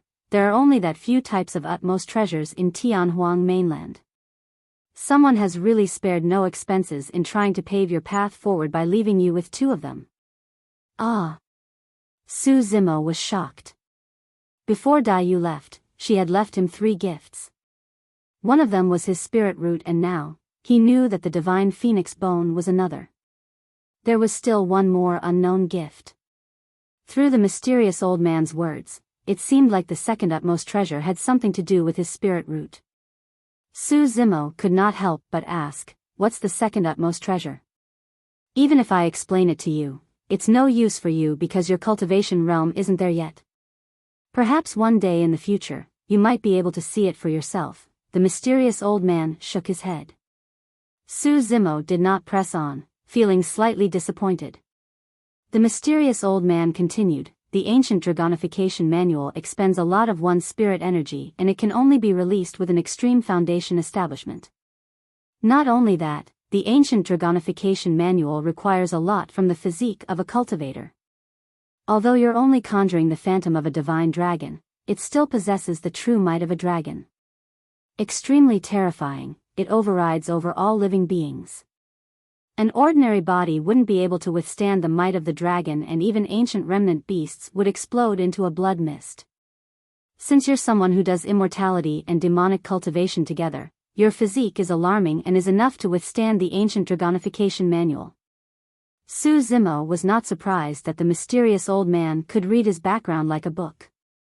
However, what surprised Su Zimo was the mysterious old man's attitude towards the matter. If the various major sects of Tianhuang Mainland were to know that he was doing immortality and demonic cultivation at the same time, they would definitely regard him as a despicable outcast and kill him. However, the mysterious old man was indifferent towards the issue. Waving it off with his hand, the mysterious old man said, "There's less than half a year left. Stay here and cultivate for now. You don't have to force yourself even if you don't succeed." "All right." Su Zimo nodded and strode to the lakeside without hesitation, sitting down to glance through the page of sutra. Every single word on the sutra possessed a mysterious might. Even with Su Zimo's powerful eyes, he had to take a rest every now and then. He could only continue reading after closing his eyes for a short break. When he was thirsty, Su Zimo would drink from the lake. When he was hungry, he would catch a hengong fish for food. Other than that, the rest of his time was spent on cultivating the ancient dragonification manual. Just like that, 5 months passed in the blink of an eye. This day, as it was close to the end of the year in the ancient battlefield, the mysterious old man appeared and was about to inform Su Zimo, who was at the lakeside. All of a sudden, a change happened to Su Zimo's aura. A terrifying might descended at the lakeside, shocking the masses. Chapter 465, True Dragon. Chapter 465, True Dragon. Sensing something, the mysterious old man looked towards Su Zimo. Beside the lake, Su Zimo assumed a lotus position with an upright back. His eyes were closed as his black hair swayed without any wind. A terrifying aura was coming forth from within his body, climbing rapidly. It was as though an ancient power was being awakened. An extremely long living being appeared in midair, coiling several rounds around Su Zimo upwards.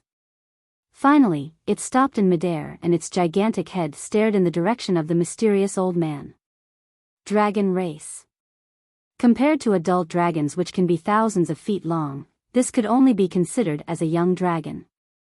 Although it was only a phantom of a young dragon, the aura that it produced was shuddering, as if it could conquer all living beings.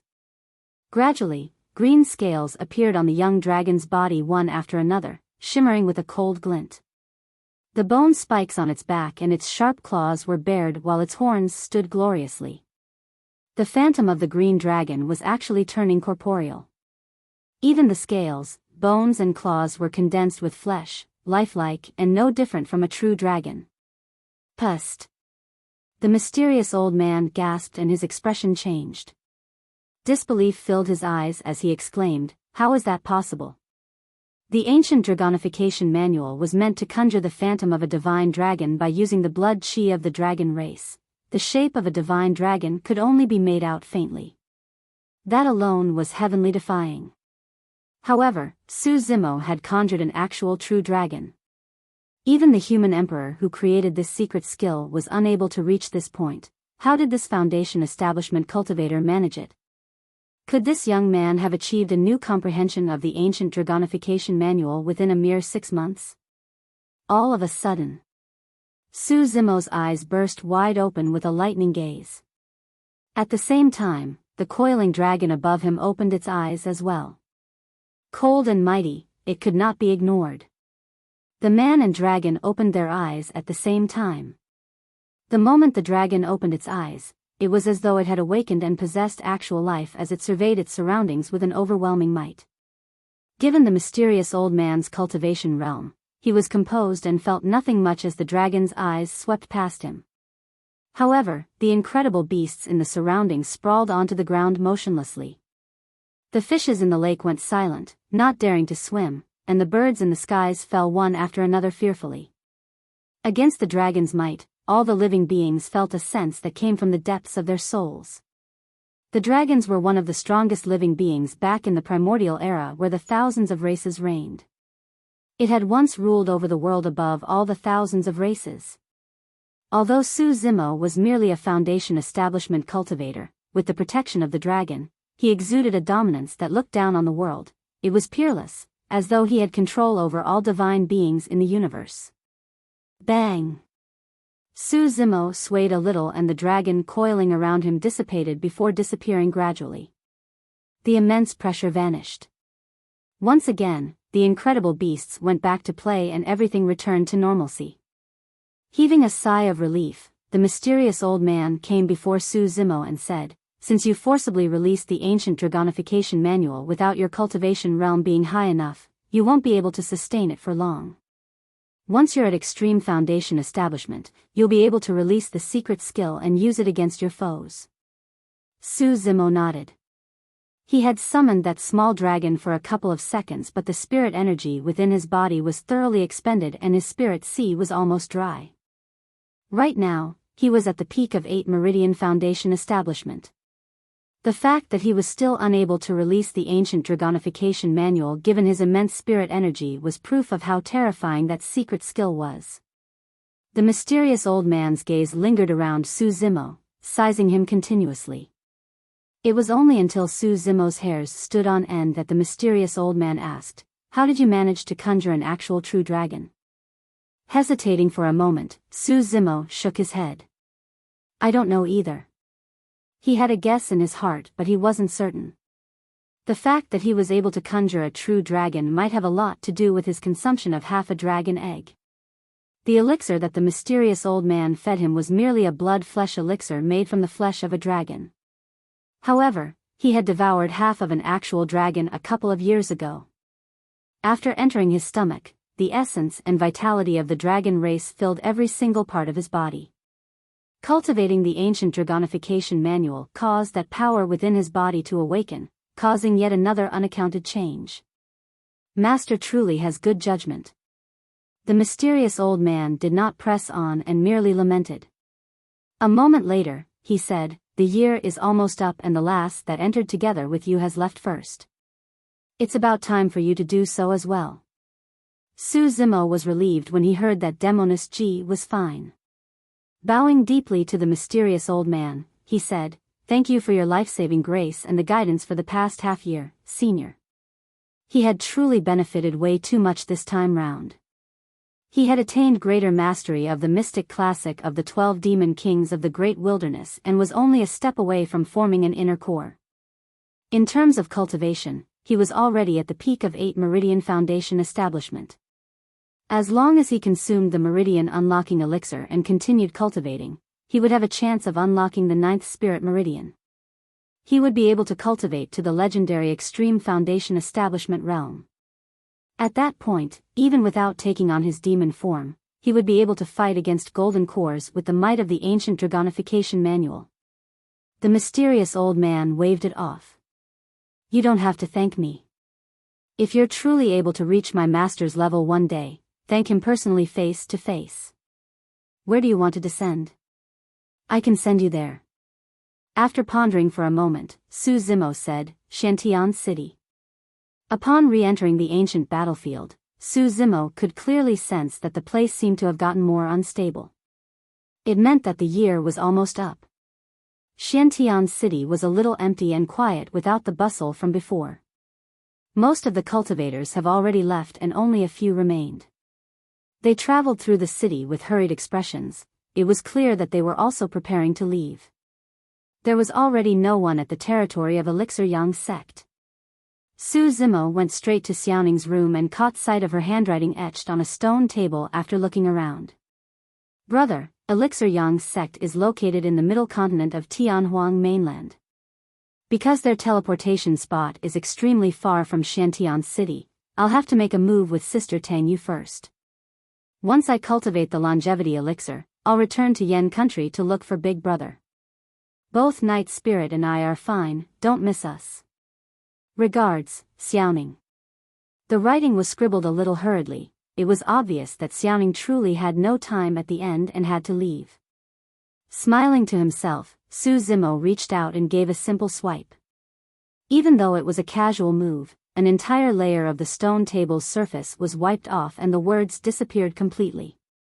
Before leaving Shantian City, Su Zimo had already instructed Night Spirit to stay by Xiaoning's side and head to Elixir Yang sect with her. He had to return to the Great Zhou dynasty and was unable to stay by Xiaoning's side. As such, the only way he would feel relieved was if Night Spirit was with her. Now that he knew that Xiaoning was fine, Su Zimo was at ease and did not linger further in the city. He headed straight for the cave abode that Ji Yaoshue and the rest were cultivating in. Previously, he promised her that he would return for her. Suddenly, Su Zimo could not help but frown when he recalled a person. Jun Hao. Previously, he suspected that there was something wrong with that person, but he had no proof. Before leaving, he even reminded Ji Yaoshue to keep something up her sleeve to guard against that guy. I hope Yaoshue's fine. Su Zimo's eyes flashed with a cold glint and a massive pair of wings spread out behind him. Blood chi burst forth and he sped forward at full speed. His speed was already at its limits.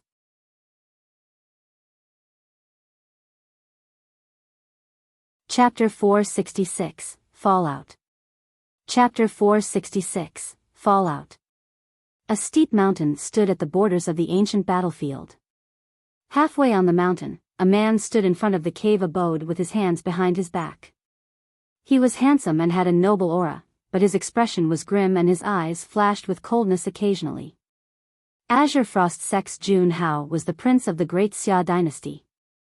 The reason why he courted Ji Yaoshue painstakingly previously was because he knew about her identity as the princess long ago. If the two of them could develop further, he could make use of the opportunity and her identity to understand the background of the Great Zhou dynasty fully. However, it was a pity that Ji Yaoshue maintained a neutral attitude towards him all these years, similar to how she would treat all the other senior and junior brothers in the sect. Although Jun Hao was a little frustrated, he was extremely scheming and was in no hurry. The path of cultivation was long and there were many chances for them to interact since they were in the same sect. However, it was a pity that a monstrous cultivator appeared in the sect competition, giving him a sense of threat. When Ji Yaoshue wore that long pale yellow dress and circled around that man, smiling with a bedazzling wink, that scene stabbed Jun Hao's heart like a thorn. Su Zimo. He gripped his fists slowly and narrowed his gaze. Ji Yaoshue's attitude towards that man was clearly different from others. Even the way she looked at him was enough to make Jun Hao jealous. After entering the ancient battlefield, his plans were further destroyed when Su Zimo unleashed terrifying methods and suppressed all enemies domineeringly. almost all the great Xia cultivators that entered the ancient battlefield were killed. The scariest thing was that Su Zimo had already begun suspecting him. In that period of time, Junhao lived his days on thin ice, hiding carefully, afraid to let out a single mistake. During normal times, that man looked like a scholar with a friendly appearance and calm gaze. However, Junhao knew in his heart that this was a man who was decisive to kill. As long as he revealed a single mistake, that man would definitely kill him without giving him a chance to explain. Finally, that day, Su Zimo left. It was only then that Junhao heaved a sigh of relief and felt relaxed. However, it did not take long for him to be frustrated once more. In fact, he was even seething with hatred. There were 5 stone chambers in the cave abode. Before leaving, Su Zimo had actually set up a formation outside the 5th stone chamber. Ever since that day, Ji Yaoshue had not stepped out from that stone chamber at all. No matter how Junhao tried to invite her, she would always have excuses to push him away. At the same time, she did not allow anyone in, including the remaining 2 guards of the great Zhou dynasty. Yaoshue, have you started suspecting me as well? Junhao's gaze flickered. Slowly his expression turned cold as he murmured, since that's the case, don't blame me for falling out with you. He withdrew a spirit crane from his storage bag and wrote a few words on it. After injecting spirit energy to it, it spread its wings and flew, disappearing into the void instantly.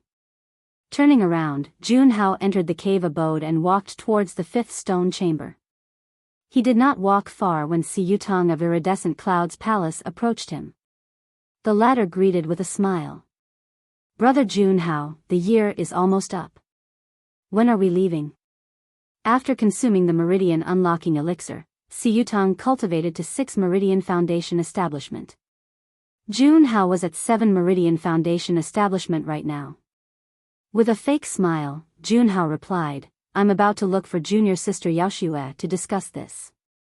Come along. All right. Tianhuang agreed readily without suspicion. After passing the long tunnel, they arrived before the 5th stone chamber where the remaining 2 guards of the great Zhou dynasty stood on each side. Both of them were also at the peak of 6 Meridian Foundation Establishment. Most of the cultivators at the center of the ancient battlefield were at 7 Meridian Foundation Establishment, and the paragons of super sects were even at 8 Meridian Foundation Establishment. However, in reality, most of the cultivators in the ancient battlefield were only at 6 Meridian Foundation Establishment.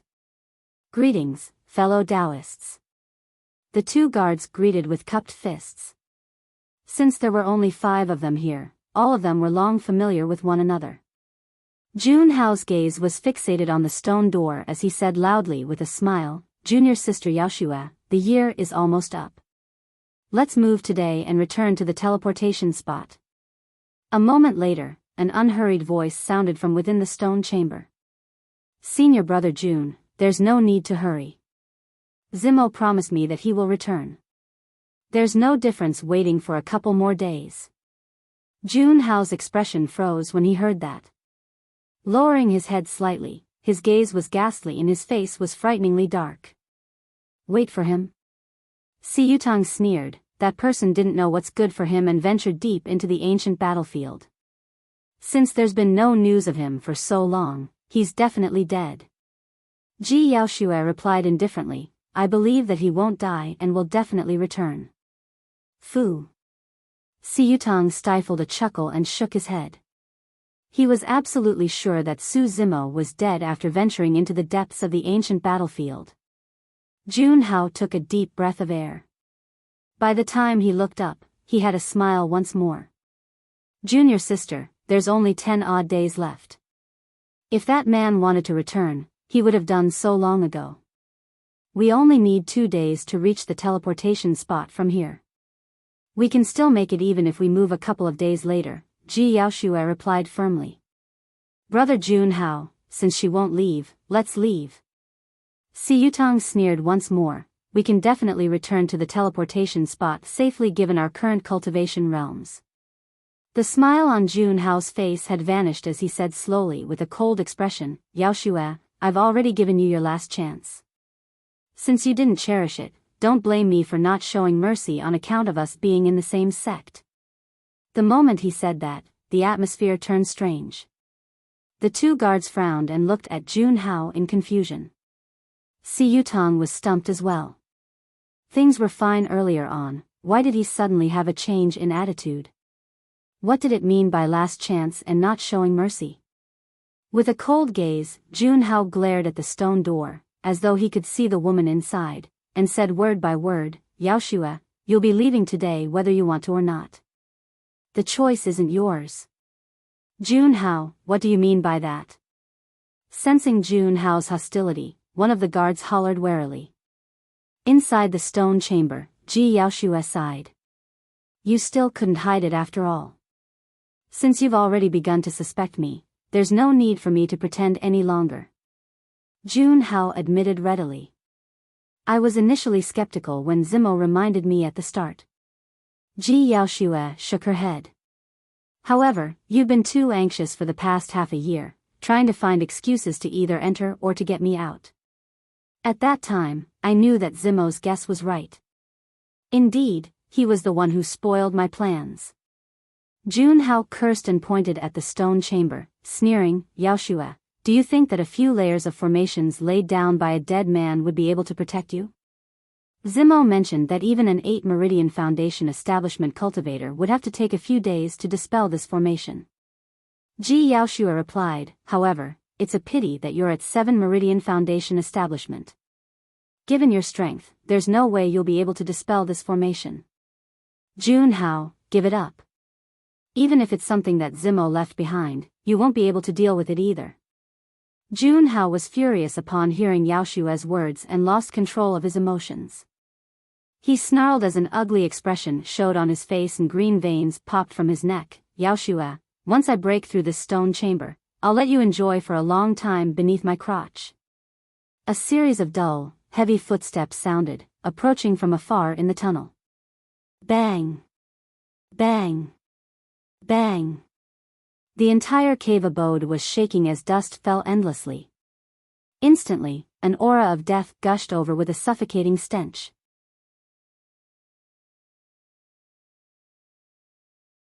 Chapter 467, Monster. Chapter 467, Monster.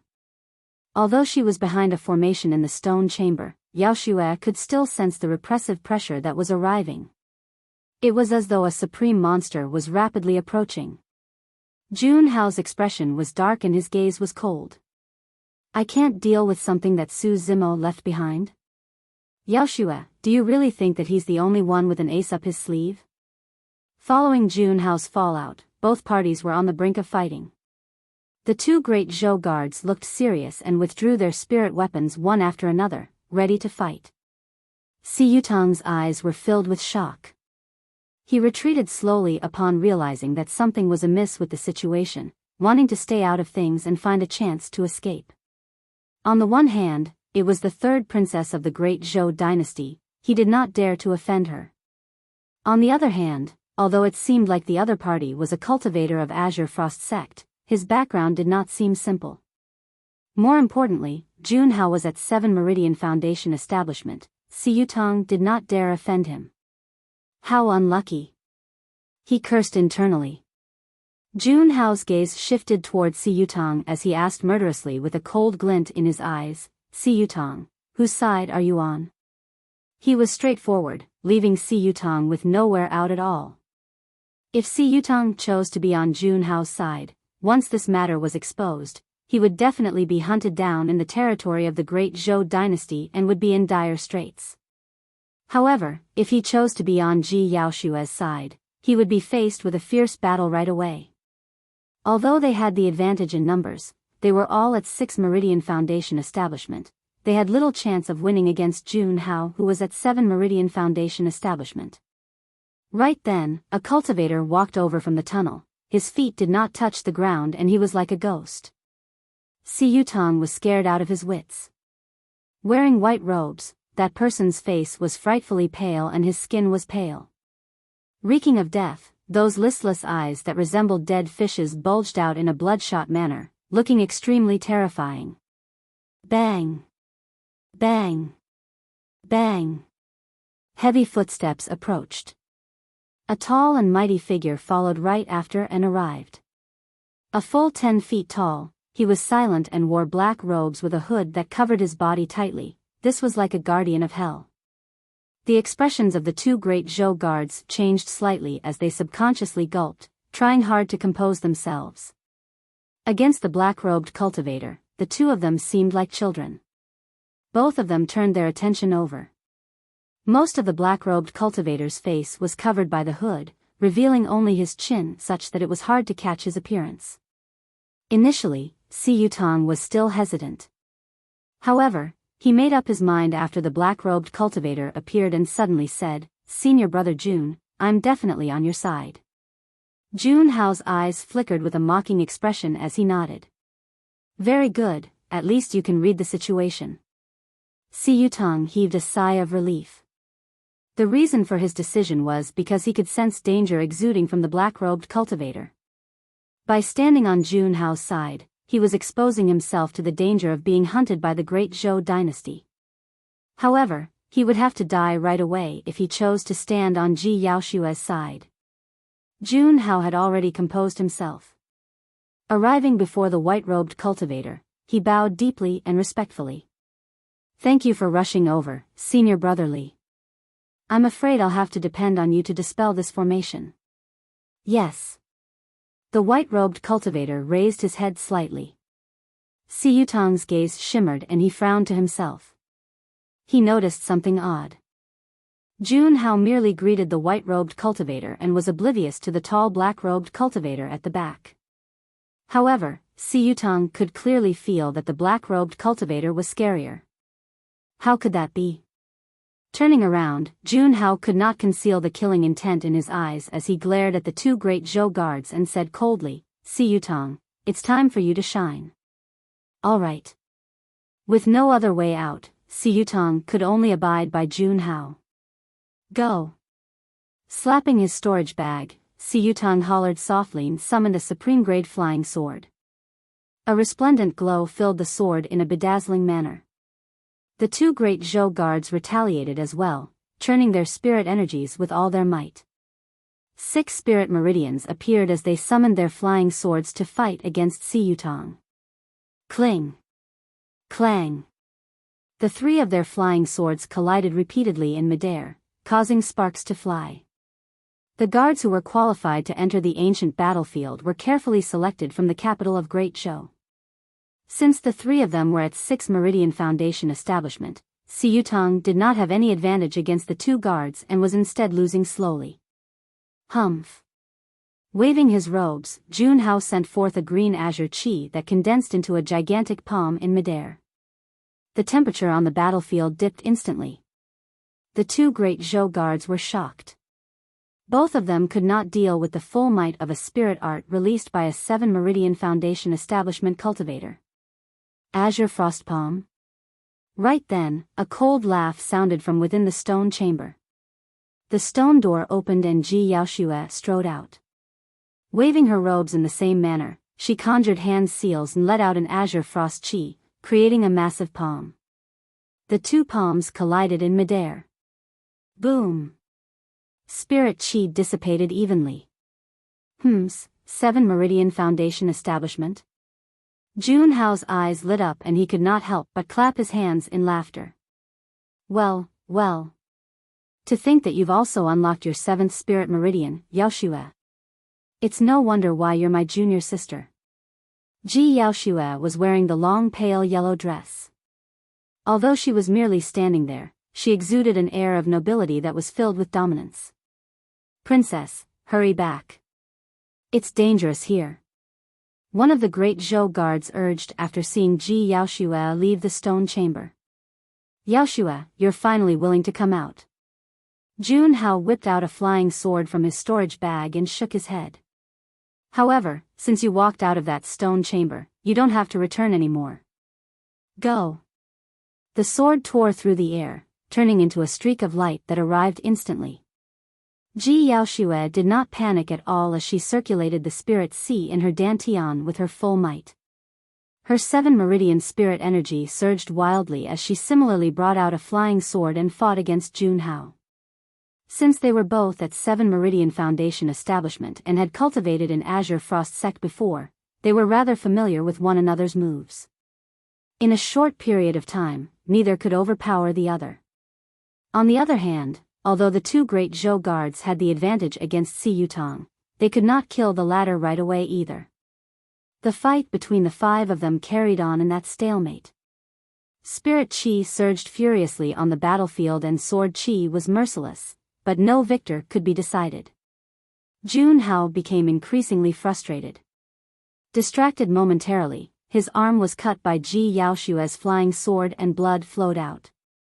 A bunch of trash. The white-robed cultivator that was initially standing at the side was finally getting impatient.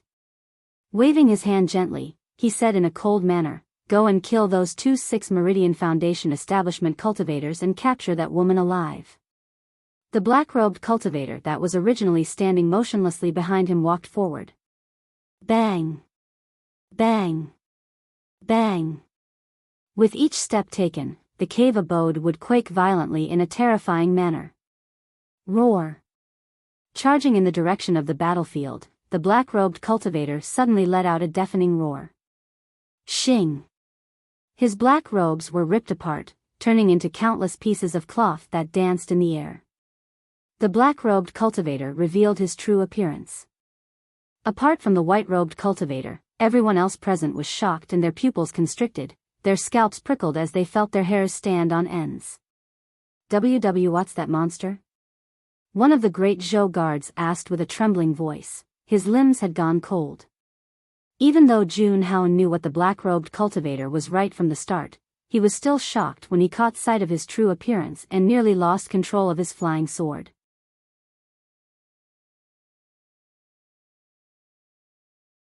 Chapter 468, Wow. So amazing. Chapter 468, Wow. So amazing. That was no cultivator. To be precise, that wasn't a living being. The monster reeked of a rotting stench and his skin was black. Muscles bulged from his body in distinct pieces, looking as though they were washed with steel liquid. Long fingernails as sharp as knives shone with a ghastly green color. They were clearly carrying poison. There were no pupils in his eyes and they were completely white, looking extremely frightening. When the monster roared, green veins popped up on its necks and face, akin to small little snakes that were crawling on the surface of its skin. It bared a pair of bloodied fangs and its face was shuddering and menacing. This was a living corpse. None of them present had witnessed such methods before. Not only was the corpse resurrected, it was controlled by someone and let out such a terrifying aura. Even though she was the princess of Great Zhou, Ji Yaoshua was also greatly shocked and her face was pale. Bang! Bang! Bang! The corpse strode in huge steps towards the battlefield. Sensing that the situation was bad, Junhao and Si Yutong had already withdrawn themselves from the battle long ago, afraid that they would be implicated. Go! One of the great Zhou guards summoned his flying sword while the other conjured hand seals, producing blazing fireballs that shot at the corpse. As though it did not see them, the corpse did not slow down at all. The 2 great Zhou guards were slightly relieved when they saw that, thinking to themselves, at the end of the day, it's just a walking corpse with no brains that doesn't know how to dodge at all.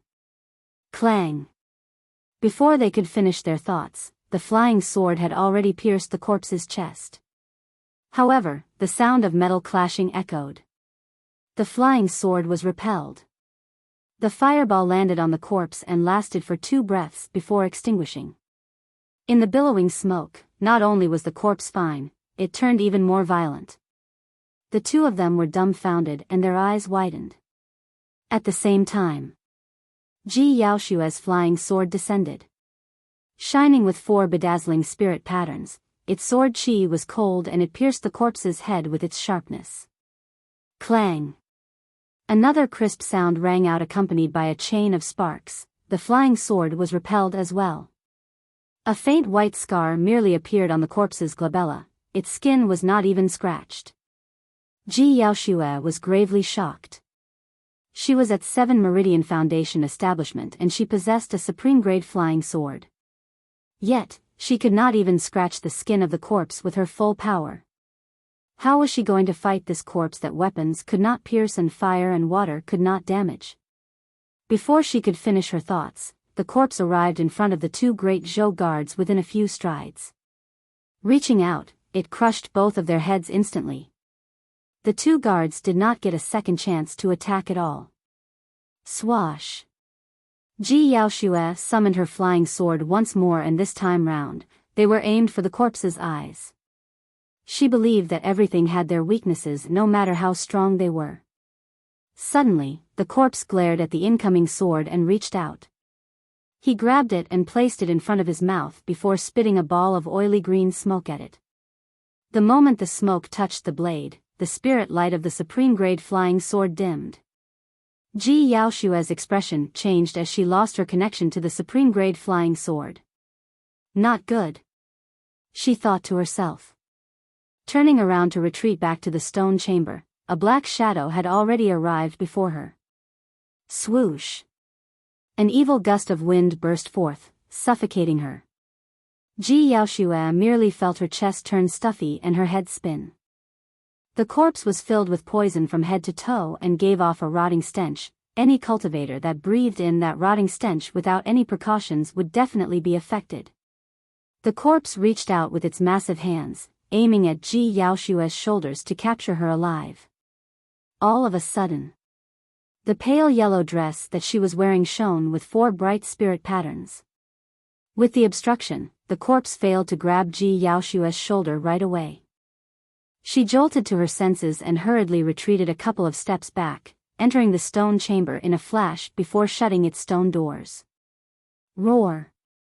The corpse was enraged and roared, slamming violently at the stone doors. Boom!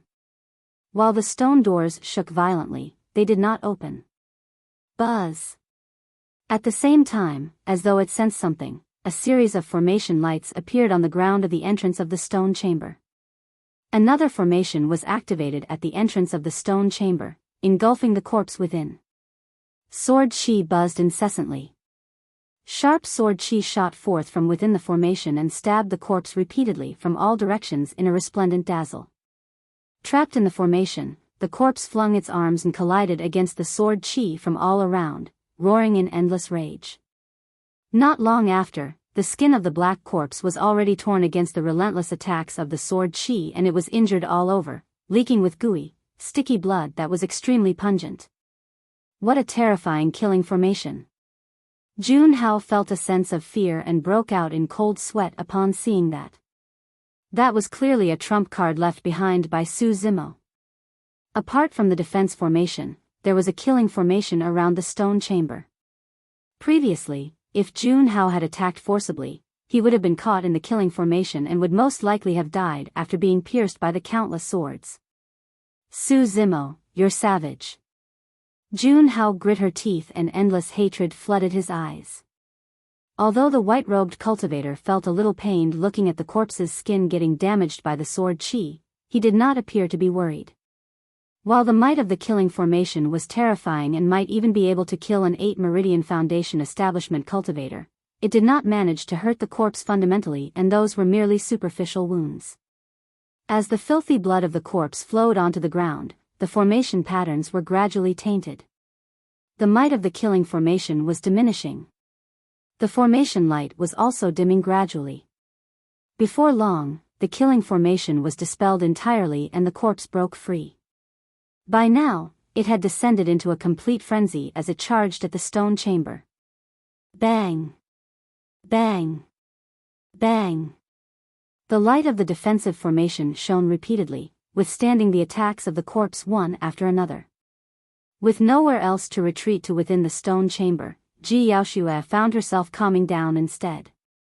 In her heart, she knew that the power produced by the corpse was not weaker than an 8 Meridian Foundation establishment cultivator.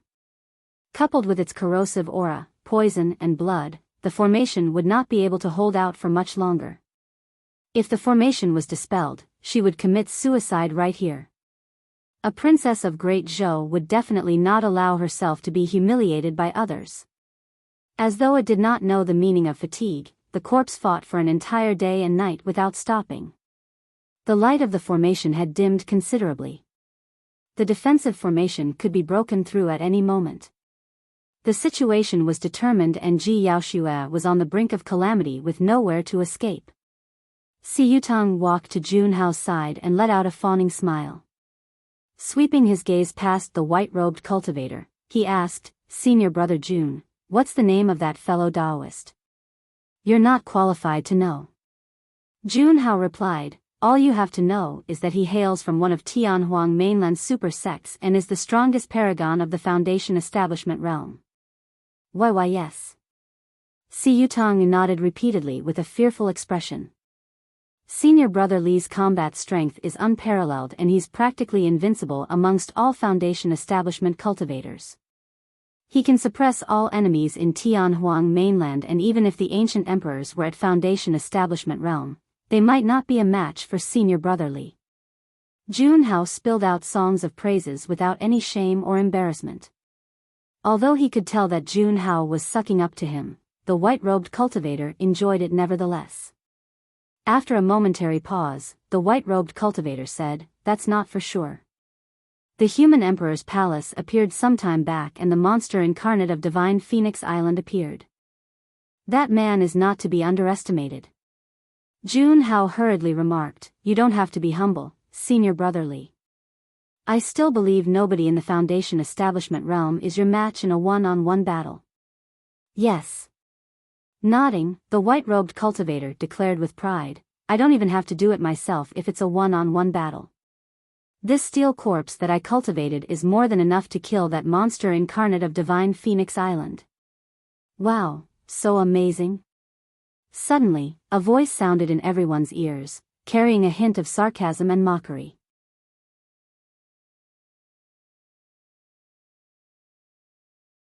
Chapter 469, Test it with your life. Chapter 469, Test it with your life. Both Junhao and Tianhuang frowned in confusion. Although that voice sounded rather familiar, the two of them were not certain. Rather, that person should have been dead. Could he have ventured into the depths of the ancient battlefield and yet returned alive? "Who's there?" The white-robed cultivator's slightly bulged eyes shifted and his expression turned grim with killing intent. Right after, his eyes flashed with confusion as well. That voice did not come from the cave abode. From the sound of it, it seemed like it came from 5 kilometers away. That was the confusing portion. If he was 5 kilometers away, how could he hear their conversation in the cave abode? Was his hearing that powerful? Could omnipresent hearing truly exist in the world? All of a sudden, the sound of clothes fluttering sounded, approaching from afar at an extremely fast speed. It was as though it arrived at the cave abode's entrance in the blink of an eye. What a swift movement technique! The white-robed cultivator's heart skipped a beat as he turned to glare at the tunnel. It was the same for Junhao and Tianhuang. Both of them wanted to know if it was that man who had arrived. Before long, a green figure appeared in the tunnel, striding over with steady footsteps. Although he looked calm, there was an indescribable aura around him. The intruder had elegant features, looking like a scholar. It was Su Zimo who had rushed over from Shantian City. Junhao's eyes narrowed with cold killing intent as he declared hatefully, "It's truly you. You're not dead?" Tianhuang's mouth was slightly agape as he uttered in disbelief. Su Zimo's expression was calm as he swept his gaze past the two of them without pausing. Right after, he looked at the mighty corpse that was ramming against the stone chamber and his eyes flashed. Raising his brow, he seemed to have recalled something. He paused for a brief moment before fixing his gaze on the white-robed cultivator. After entering the cave abode, Su Zimo did not say anything and merely surveyed his surroundings. However, for some unknown reason, that simple action of his caused the white-robed cultivator to feel an unprecedented sense of pressure. Su Zimo's eyes were bright and deep. His gaze was nonchalant and it seemed like he could control everything with a single look. Even without saying anything, he was exuding a dominance that surpassed everything. It was an aura that could not be faked. This was something that was created through the corpses and blood of countless paragons and was revealed subconsciously. The white-robed cultivator was expressionless, but he felt uneasy. Suddenly, he retreated a couple of steps back and shouted softly, "Come back." The corpse came to a sudden halt and paused for a moment before taking huge strides towards the white-robed cultivator. It stood beside the latter and glared at Su Zimo murderously. By now, the wounds inflicted by the killing formation had already formed scabs and were no longer bleeding. "Senior Brotherly, this is Su Zimo." Junhao commented hurriedly, "He's the one who injured your battle corpse." The killing formation outside the stone chamber was also set up by him. The white-robed cultivator did not say anything and merely glared at Su Zimo with a grim expression. Indifferently, Su Zimo said, "One of the 5 heretical doctrines, corpse refinement cult." After entering the depths of the ancient battlefield, he gained a good understanding of the various factions on Tianhuang Mainland thanks to Tang Yu and the others. As such, he recognized the white-robed cultivator's background instantly. Corpse refinement cult cultivators were extremely recognizable as they would always bring along a battle corpse that they refined using their sect's secret skills to fight for them. Looking at the white-robed cultivator, Su Zimo asked with a fake smile, "Since you were bragging about how strong you were earlier on, why didn't you go take on the monster incarnate of divine Phoenix Island beneath the human emperor's palace?" The white-robed cultivator's expression turned terrible. Naturally, he wanted to fight for the human emperor's inheritance when the human emperor's palace appeared as well. His battle corpse was invincible against weapons and could not be damaged by water or fire. In terms of strength, it was no weaker than 8 Meridian Foundation establishment cultivators.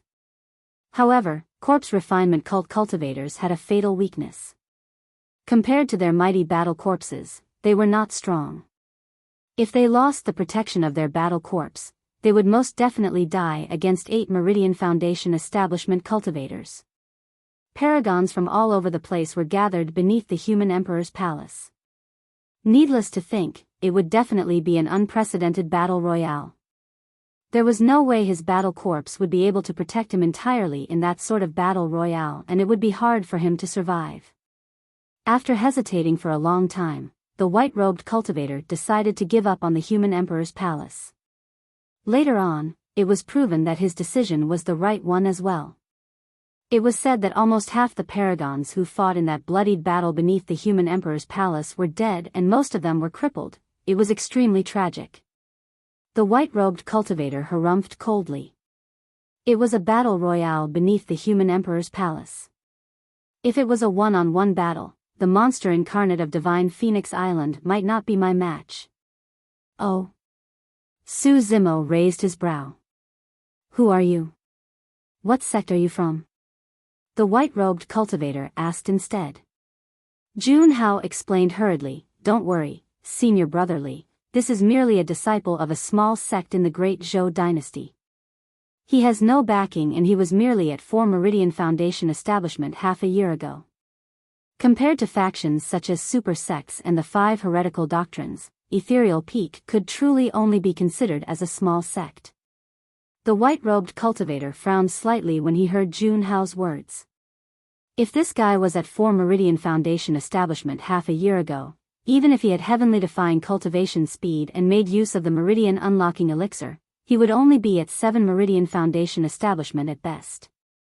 In the worst-case scenario, even if he was at 8 Meridian Foundation establishment, so what? This was someone from a small sect without any backing. The foundations of small sects were not strong and they had limited secret skills. How strong could this guy be? Could he have judged wrongly? Gradually, the white-robed cultivator's expression turned cold as he waved his hand. "Go, check out the skills of this fellow Taoist." The corpse acknowledged by roaring with a torrential aura before chairing over in huge strides. Compared to the tall and mighty corpse, Su Zimo could be considered as a thin weakling. It seemed as though he wouldn't even be able to withstand a single push of the corpse's finger. However, Su Zimo's expression was unchanged and he merely smiled against the incoming corpse. Clang! Unknowingly, a blood-colored saber had already appeared in his hands. The saber trembled with a torrential blood chi. "Test my skills?" With a razor-sharp gaze, Su Zimo said coolly, "Test it with your life." Boom! Before his words were finished, Su Zimo had already made a huge stride. The moment his stride landed, a series of dense cracks appeared on the ground beneath him. In a split second, the entire place shook and the cave abode quaked violently. Dust filled the place continuously and it seemed like the cave could topple at any moment. Everyone present felt their hearts skip a beat. Su Zimo channeled his spirit energy and instantly, the spirit sea in his dantian surged and created terrifying waves.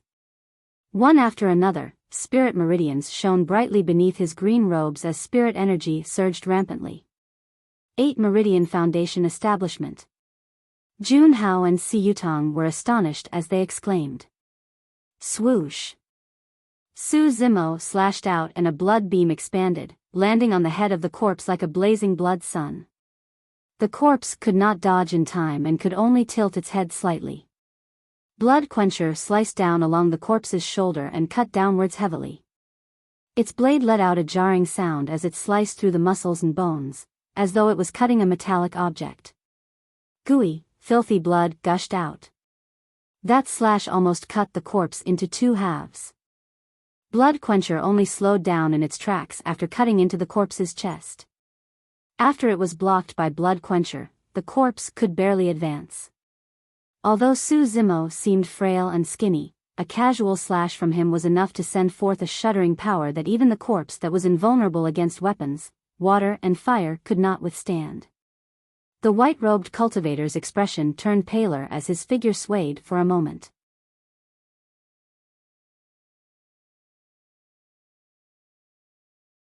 Chapter 470, Meet Sludge. Chapter 470, Meet Sludge. In Tianhuang Mainland, be it the 9 immortal sects, 7 fiends sects or 6 Buddhist sects, there were extremely few sects that managed to pass on their legacies and remain standing from the ancient era till now. Among them, countless top factions were drowned in the sands of time, leaving behind nothing but ruins and legends. Corpse Refinement Cult was one of the rare few super sects that managed to survive from the ancient era till now. Legend in the cultivation world even has it that the roots of Corpse Refinement Cult can be traced back to the primordial era, the brutish period of time where the thousands of races reigned and humans were weak and enslaved. There were countless secret skills in Corpse Refinement Cult, and within them, there was even an ancient supreme sutra called the Corpse Classic. The Corpse Classic contained many secret skills. Even the descriptions for the method of cultivating a battle corpse alone were plenty. Battle corpses were also graded by levels: Iron Corpse, Bronze Corpse, Silver Corpse, Golden Corpse. For Foundation Establishment cultivators and Golden Cores of Corpse Refinement Cult, they could only refine Iron Corpses. Bronze Corpses required Corpse Refinement Cult cultivators to be of nascent soul realm and to cultivate an essence spirit before they could be refined. For each battle corpses, the deeper the color, the more power they possessed and the stronger they were. The power of the white-robed cultivator's battle corpse was enough to fight against 8 Meridian Foundation Establishment cultivators. Furthermore, the battle corpse was not only invulnerable to weapons, water and fire, it even possessed poison. Even 8 Meridian Foundation Establishment cultivators won't be able to injure the core of the battle corpse. There was no way the white-robed cultivator would have expected a seemingly delicate cultivator to nearly slice his battle corpse into half with a single casual slash. How terrifying was that strength? A trace of panic flickered through the white-robed cultivator's slightly bulged eyes. Immediately, as though he made some sort of a resolve, the white-robed cultivator conjured hand seals and channeled a secret skill of his sect. Biting his tongue gently, he spat out a mouthful of essence blood that spilled onto the battle corpse's wounds. Heal! The white-robed cultivator shouted softly. Instantly, the frightening injury on the battle corpse started healing at a visible speed as greenish-black meat grew and intertwined together. The battle corpse roared with immense ferocity. At the same time, the aura of the white-robed cultivator turned extremely weak and his gaze dimmed. Swaying to one side, he seemed like he could collapse at any moment. He slapped his storage bag and took out an elixir before swallowing it. It was only then that he recovered some vitality. It was clearly a secret skill similar to blood escape. By sacrificing his body's vitality, he repaired the battle corpse's wounds and triggered it to produce even greater combat strength. The battle corpse reached out with its hands and grabbed Blood Quencher's blade. Blood Quencher was drowned by the endless filthy blood as it was stuck in the battle corpse's body. Gradually, the light on its blade dimmed. Harumphing coldly, Su Zimo withdrew his saber with strength. The battle corpse chose to let the blade slice its palms than to relinquish its grip. Furthermore, it even lunged forward with the momentum, spitting out a ball of oily green smoke that was extremely nauseating. "Watch out!" Ji Yaoshua warned from within the stone chamber. Earlier on, the corpse's smoke had already destroyed her supreme-grade flying sword. Not only that, the corpse even opened its mouth and bared its bloody fangs, biting towards Su Zimo's neck like a wild beast. Su Zimo frowned and released his Blood Quencher before retreating. It wasn't because he was afraid of the smoke and those fangs. The corpse was truly way too disgusting that Su Zimo did not wish to touch it with his hands. Su Zimo's retreat revealed an opening in the tunnel momentarily. The eyes of the white-robed cultivator lit up. In truth, he had already thought of retreating the moment Su Zimo attacked with the slash earlier on. While it was meant for the corpse, he knew that he wouldn't be able to survive that attack even if he had 10 lives. When he saw Su Zimo dodge to the side, the white-robed cultivator moved in a flash and sped towards the tunnel since he was unwilling to battle. Su Zimo's eyes flashed with mockery when he saw that. Swiping his storage bag, a huge squarish golden seal appeared in his palms. The Incarnate spirit weapon, Coiling Dragon Seal. It was extremely easy for Su Zimo to kill this corpse refinement cult cultivator.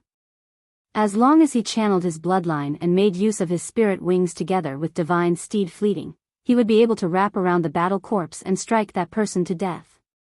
However, earlier on, Su Zimo had a thought and recalled this treasure he had just obtained. He was also curious as to how powerful the legendary Incarnate spirit weapons were, let alone one that was given to him by the human emperor. Go!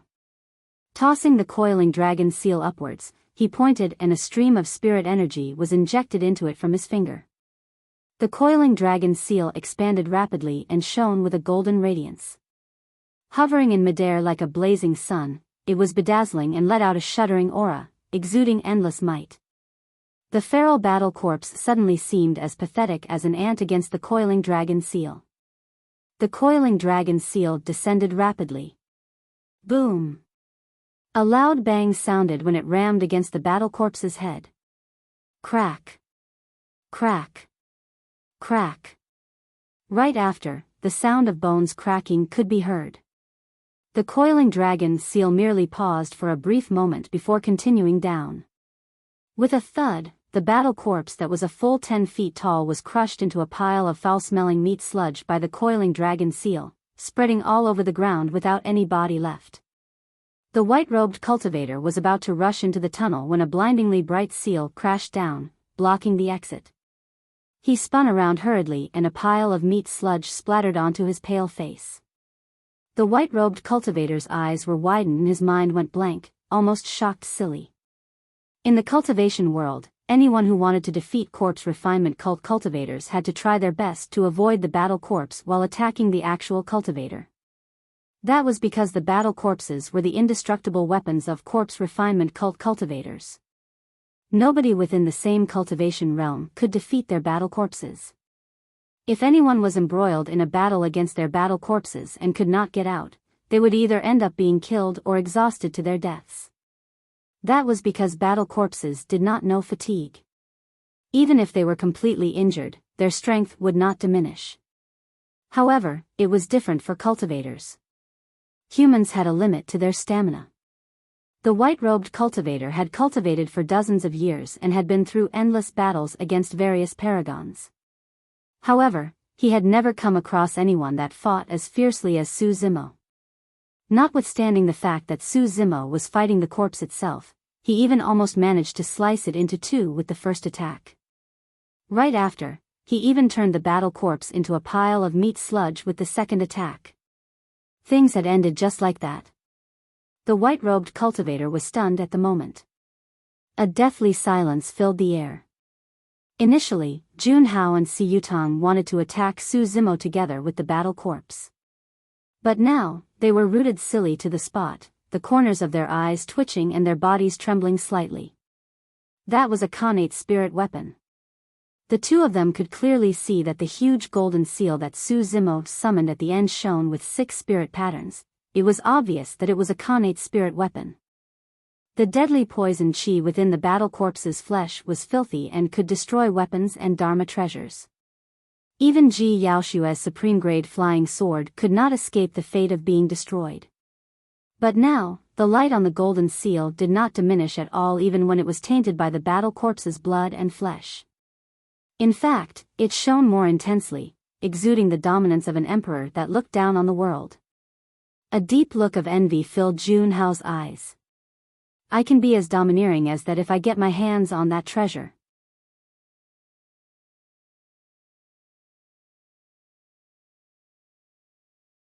Chapter 471, All Dead.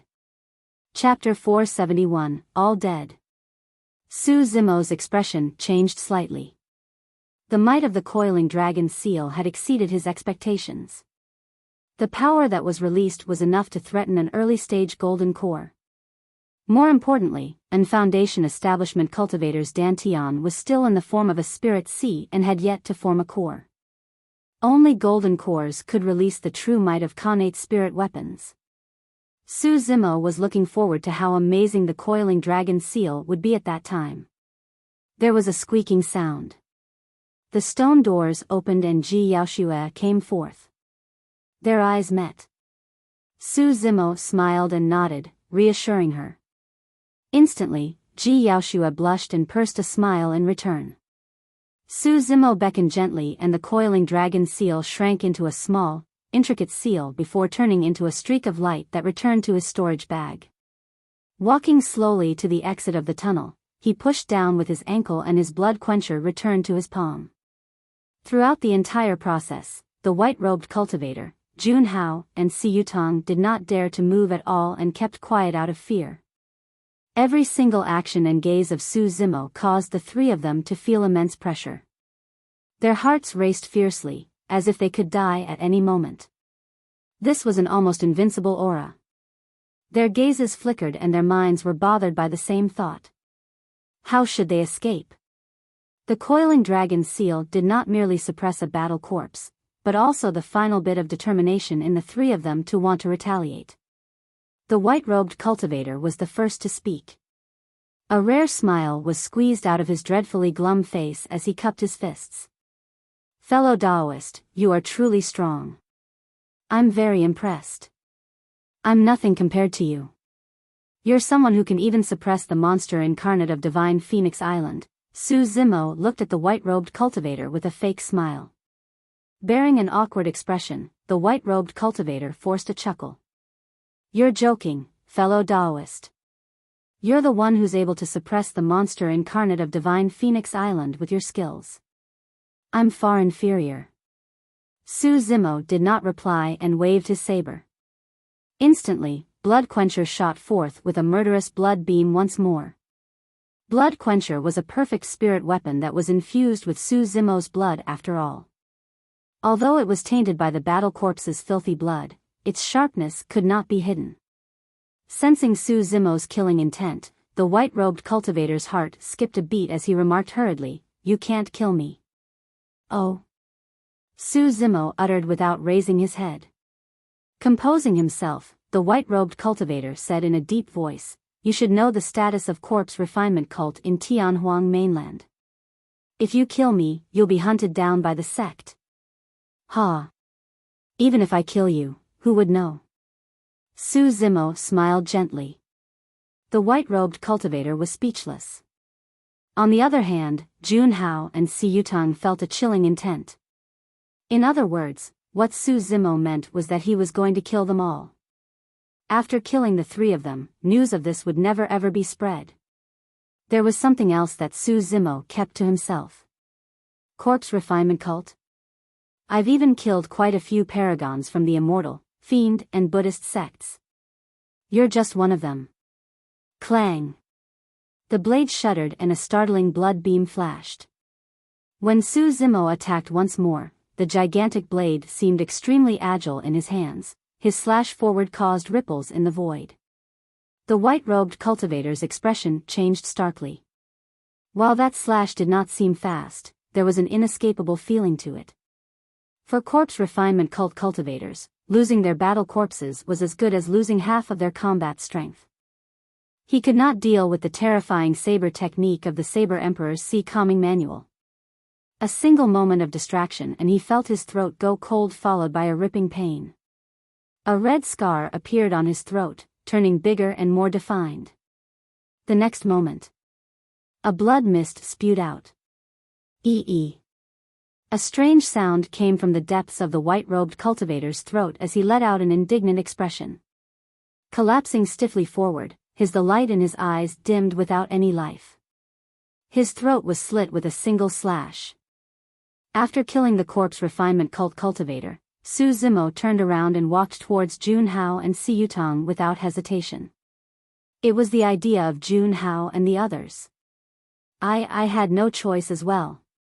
That's why I chose the wrong path. When he saw that the situation was amiss, Siyutang knelt on the ground with a thud. His hand was placed seemingly casually on his storage bag as he bawled without a single shred of dignity as a cultivator. Wiping his snot, Siyutang said with a quivering voice, "Fellow Daoist Su, please give me a chance." Siyutang did not have any bit of pity at all towards a fence-sitter like Siyutang.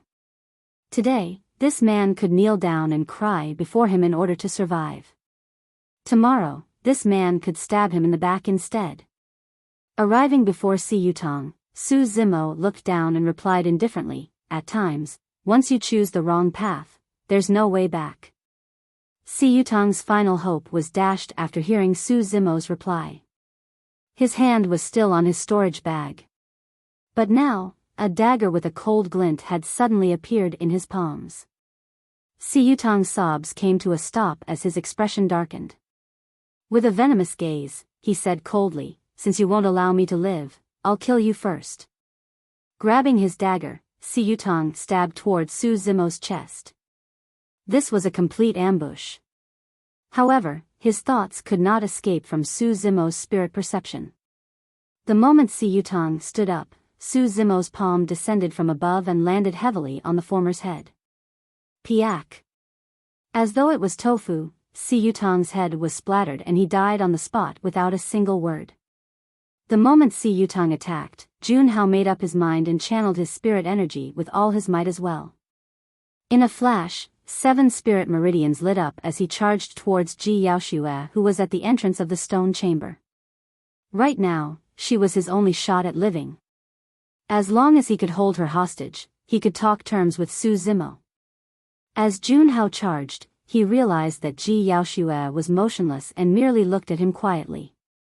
There was a trace of mockery and pity in her eyes.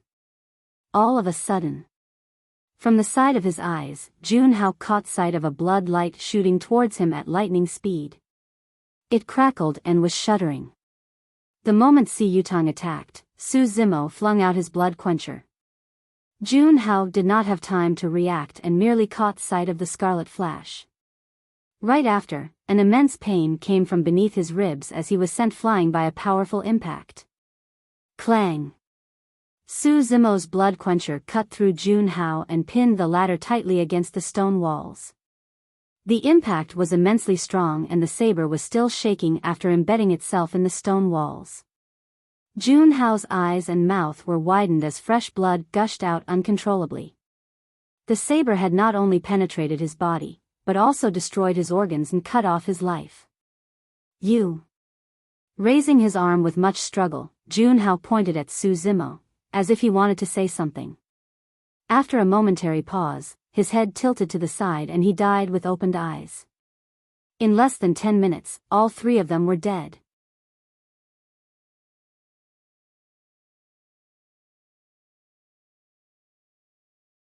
Chapter 472, Stir on Tianhuang Mainland. Chapter 472, Stir on Tianhuang Mainland. "Zimo, you've saved me once more." Ji Yaoshue beamed brightly and quipped, "I won't be able to clear my debt to you in this lifetime." Su Zimo smiled as well. There's no need to speak of such things between us. 8 Meridian Foundation Establishment. Seems like you've gotten quite a bit of opportunities in the depths of the ancient battlefield. Indeed, I've gotten some. It had to be said that Su Zimo had truly benefited way too much in this ancient battlefield expedition. Notwithstanding the inheritances and treasures, his cultivation realm gained through this 1 year in the ancient battlefield was already enough to make up for dozens of years of cultivation on Tianhuang mainland. Suddenly, Ji Yaoshua's expression changed as she asked, Xiaoning and the others. Su Zimo's group had 6 people when they left. Now that he was the only one who returned, Ji Yaoshua had a bad feeling about things. Don't worry. Su Zimo waved his hand.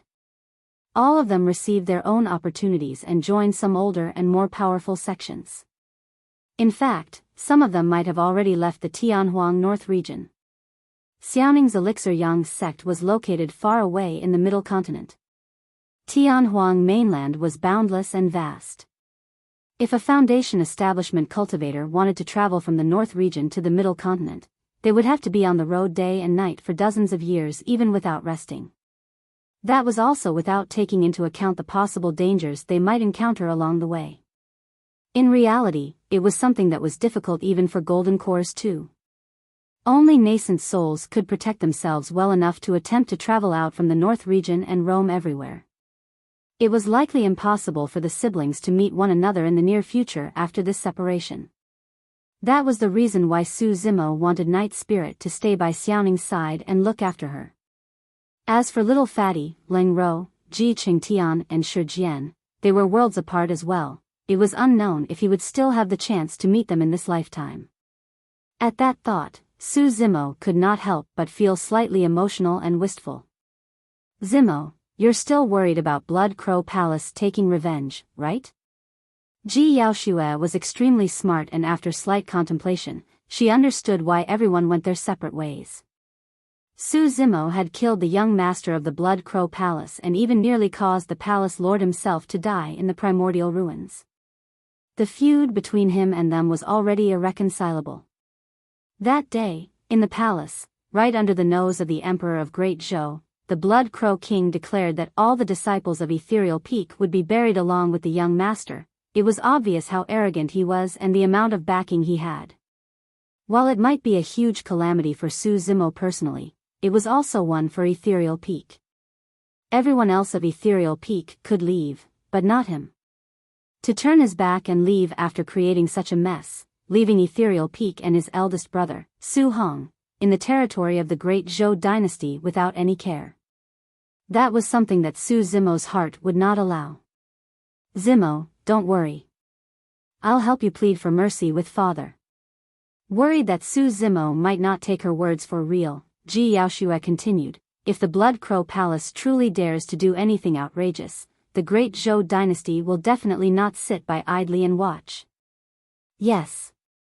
Su Zimo smiled and nodded. In reality, he knew and could read the situation clearer than anyone.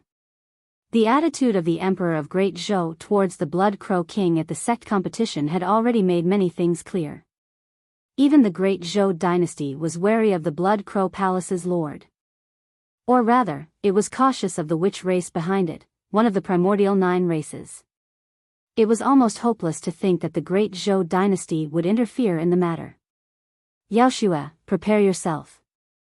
We'll head to the teleportation spot and return to the Great Zhou dynasty.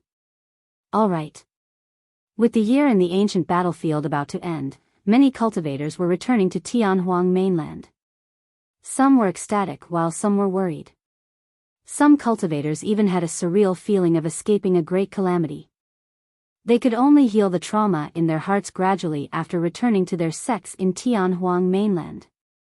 Right after, heavy news started spreading through the super sects of the cultivation world, akin to gigantic boulders tossed into the middle of lakes and creating massive waves. After 1,000 years, the Saber Emperor's inheritance was obtained by a cultivator and the Saber Mountain Spirit Sea vanished. Right, more than 100 cultivators of Poison Sect were killed by a single person, and even Malevolent Earth Sect and Glass Palace were implicated. How savage!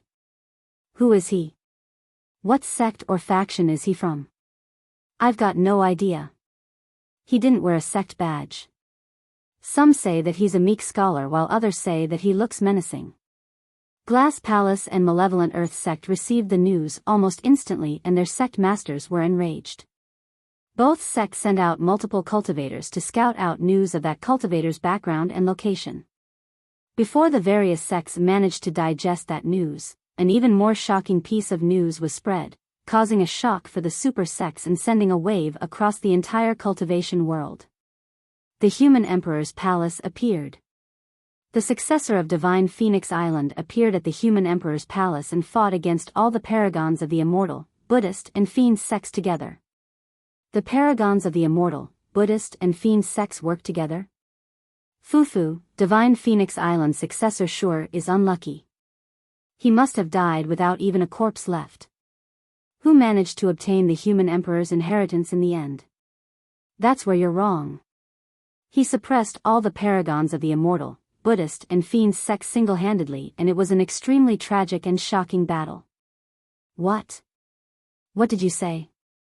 The paragons of Azura sect, Heaven Azura sect, Purple Firmament sect, Chaos Essence sect, Clear Wind Temple, Illusion Fiend cult and Formless Monastery are all dead. While the paragons of the other sects managed to survive and escape, some of them had their arms and roots crippled and it would be tough for them to shine in the future. The elders of the various sects received the news at almost the same time and were in shock and disbelief. What about the sealers? There were more than 10 sealers from the Immortal, Buddhist and Fiend sects together. Are they all trashes? As golden cores, can't any of them kill a single Foundation establishment cultivator? Even when 5 sealers joined forces, they failed and died with regrets. Pust. Even sealers failed despite working together. The right hand of Divine Phoenix Island's successor is made from a Divine Phoenix bone and possess an immense might. He was severely injured together with the Fiend sect's pure maiden and they entered the Human Emperor's Palace at the same time. Their fates are currently unknown. The elders went silent when they heard that. A long time later, someone sighed deeply. It's a monster incarnate. I don't think it's exaggerated to claim that he's the #1 monster incarnate ever since the ancient times. At the same time, in an unknown location in the Middle Continent, an ancient-looking palace stood erected. A rosy-cheeked old man with a white crown and long robes stood in front of the palace entrance with one hand behind his back. His other hand was in front of him and his fingers were twitching. There was a gray fog that veiled his eyes, making him seem extremely mysterious. Old man, have you divined anything? Behind the old man was a gray-robed man who was slightly plump and had a pale, beardless fan. Holding a folding fan, he asked anxiously. If Su Zimo was here, he would have recognized that this was Lin Xuanji whom he had encountered by chance at the primordial ruins. The old man in front was the storyteller back in the capital of Great Zhou. A long time later, the haze disappeared from the old man's eyes as he frowned while shaking his head. It's true that the Human Emperor's Palace appeared. However, I didn't manage to divine any news of that lad. Strange. Does Divine Phoenix Island truly have such a monster incarnate? The two of them exchanged glances, feeling that there was something odd about this. Sucking his lips, the old man replied, no matter what, the appearance of the Human Emperor's Palace proves that this is going to be a golden era with countless paragons and monster incarnates created. It's very likely that we'll have a situation similar to the ancient era with multiple emperors arising. Of course, with that, there will also be unimaginable trouble. Let's just wait and see.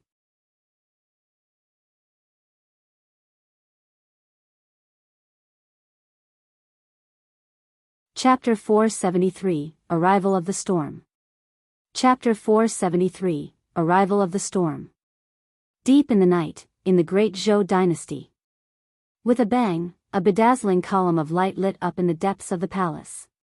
Bursting into the skies, it filled the night skies with a resplendent luminescence, attracting countless glares. The geniuses who entered the ancient battlefield have returned. That's right. I wonder how many of the 50 managed to survive. There should be a third of them at the very least. The geniuses selected by the 5 major sects aren't weak. Ethereal peaks Xian Yi and Lu Hui, iridescent clouds palaces perfected being Tsang Lang and many other golden cores stood around the column of light expectantly, preparing to await their returning disciples. If nothing went wrong, these cultivators that returned alive from the ancient battlefield would end up being the supports of their sects in the future. The Emperor of Great Zhou stood right at the front with a grim expression. A flicker of worry would appear in the depths of his eyes from time to time. Gradually, 2 figures appeared in the middle of the column of light. As time passed by, the 2 figures became increasingly clear. It was Su Zimo and Ji Yaoxue who had returned. The Emperor heaved a sigh of relief. He was relieved as long as Ji Yaoxue was fine. But immediately after, he frowned and thought to himself, there's only the 2 of them? Although the ancient battlefield was a dangerous place, at least 7 people or so managed to return in previous worst-case scenarios. Now that only 2 of them returned, it was not hard to guess that something big must have happened in the ancient battlefield. Xian Yi and Lu Hui did not have smiles on their faces when they saw that Su Zimo was fine. On the one hand, it was because they were worried about the safety of Ji Qingtian and the others. On the other hand, while it was a good thing that Su Zimo was alive, it may not have been the best choice for him to return to the great Zhou dynasty. Apart from Ethereal Peak, the golden cores of the other sects looked extremely grim as they strode forward with huge frowns. Perfected being Yun Shan of Southern Mountains sect cupped his fists slightly. Mr. Mo, my disciple, Shi Jian, is a little foolish and isn't the sharpest tool in the shed. Did he meet with any accidents? No. He was selected by one of the 5 heretical doctrines, Puppet Sect, and left together with them. Su Zimo shook his head. Ah, it's good that he's all right. It's his opportunity to be selected by one of the super sections. How rare, how rare.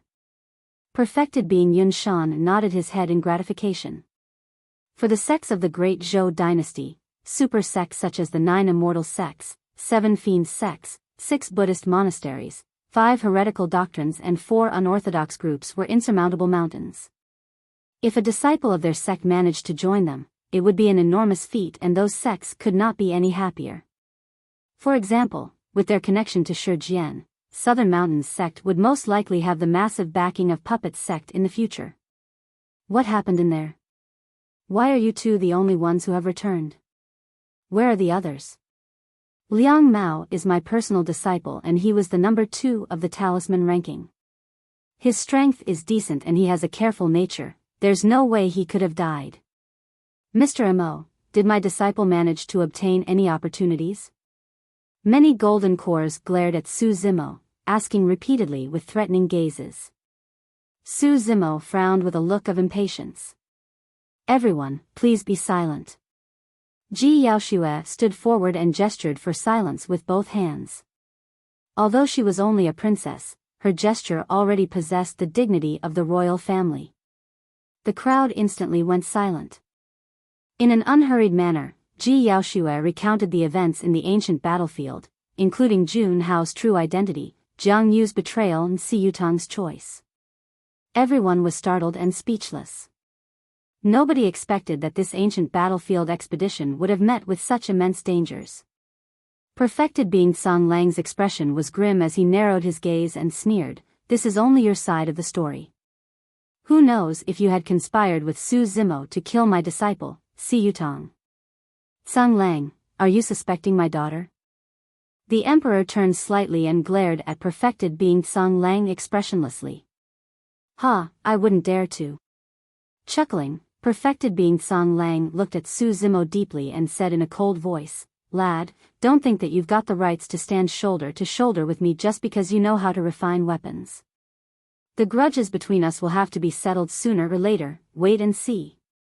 With that, perfected being Tsang Lang laughed sinisterly and left the hall. The other cultivators gradually as well after seeing that they wouldn't be able to obtain any news from the 2 of them. "Take care." Su Zimo bid farewell to Ji Yaoxue. "You too." Ji Yaoxue's head was slightly lowered and her eyes revealed a trace of reluctance. Su Zimo left the palace together with Lu Hui and Xian Yi. Along with Nian Qi of Mo's Spirit Weapon Workshop, they boarded a spirit vessel and sped in the direction of Ethereal Peak. A long time after Su Zimo left, Ji Yaoshue was still standing on the spot gazing in the direction he left in, unwilling to leave. The emperor said softly, "Shuer, although that man is a rare paragon, it's best for you to not have any contact with him." Ji Yaoshue's heart sank when she heard the emperor's tone. Be it Ethereal Peak or Su Zimo, they are most likely doomed against the impending calamity. After traveling for more than half a month, the four of them finally returned to Ethereal Peak. Ever since that battle at Dongling Valley, Su Zimo had left the sect for many years. Now that he had returned once more, he felt deeply emotional. Nian Qi was curious and surveyed the place intently. The four of them stopped instinctively as they arrived at the tall peak in front of the mountain. Back then, this was where Wen Xian and Xian Yi accepted Su Zimo into Ethereal Peak. The memories were fresh as yesterday. Lu Hui remarked, "It's a pity that Wen Xian couldn't wait till you've returned." No matter. If Wen Xian knows of your current achievements in the afterlife, he'll definitely feel comforted as well. Xian Yi patted Su Zimo on the shoulder encouragingly with a smile. "Alright, go take a look around the sect and catch up with everyone. Thereafter, go into seclusion as soon as you can." Xian Yi gazed at the distance with a grim expression as he murmured softly, "I've got a premonition that a storm is about to arrive." Upon returning to Ethereal Peak, Su Zimo visited the disheveled old man first. Thereafter, he visited the sect master and recounted some of the events of the ancient battlefield. In that period of time, Little Crane came over and chirped repeatedly with extreme joy. After not seeing one another for many years, the man and beast were not distant at all and got along like before. Monkey and the spirit tiger had not returned still, and their locations and fates were unknown. Senior Crane had already been in seclusion for a year and nothing had happened still. She was the true pillar of support for Ethereal Peak, and if anything happened to her, Ethereal Peak would be destroyed by the impending storm. Su Zimo took a spin around the sect before heading to seclusion. Right now, he was already at the peak of 8 Meridian Foundation establishment. His aim of entering seclusion was to unlock his 9th Spirit Meridian and become a 9 Meridian Foundation establishment cultivator. This was an extremely important step that would affect his cultivation path in the future. The firmer his foundation, the better the quality of his condensed golden core and the stronger the golden core phenomenon he would be able to comprehend and obtain. At extreme foundation establishment realm, Su Zimo's combat strength would also increase in folds. Similarly, he could sense the incoming danger. The only way to tide through the impending storm was by trying his best to raise his cultivation realm.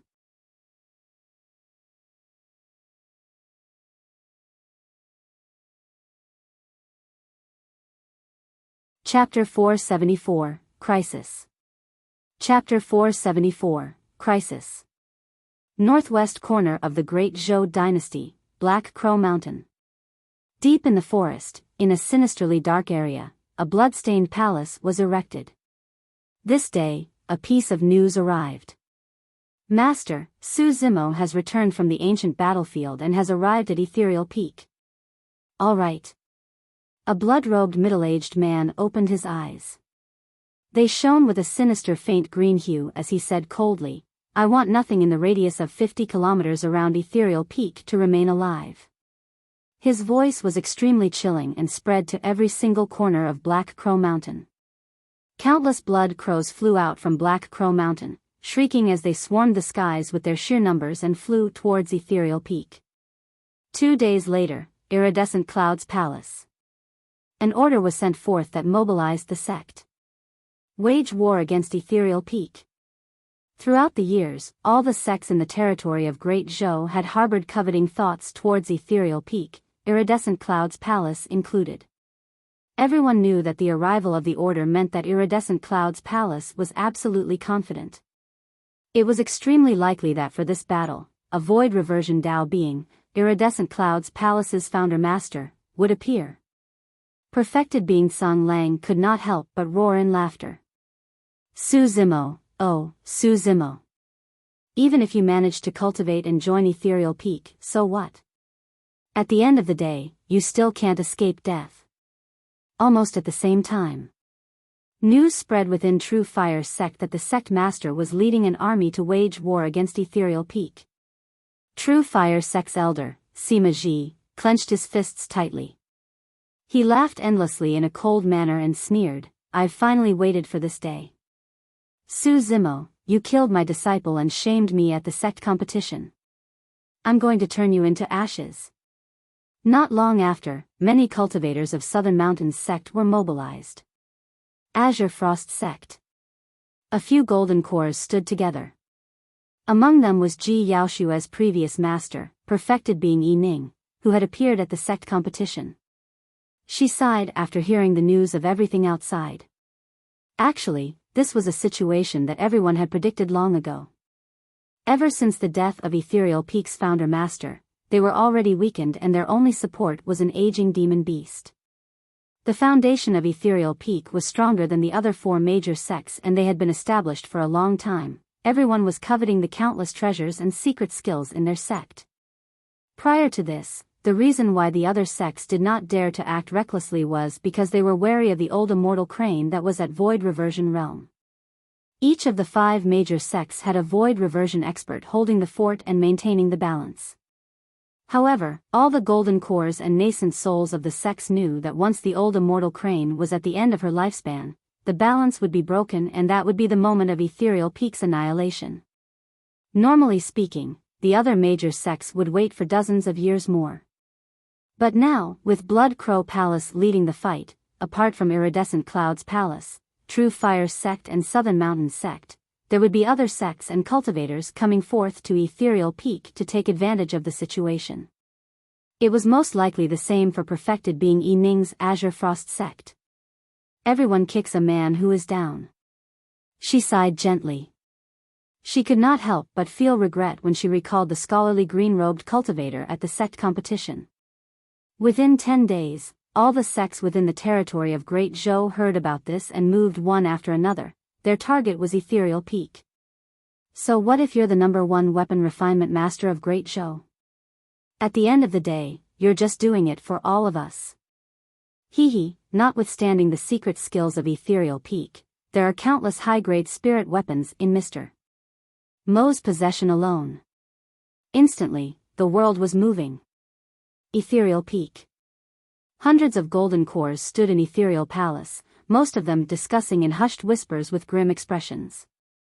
Sect Master Ling Yun sat in the middle of everyone, his eyes were closed and he was expressionless.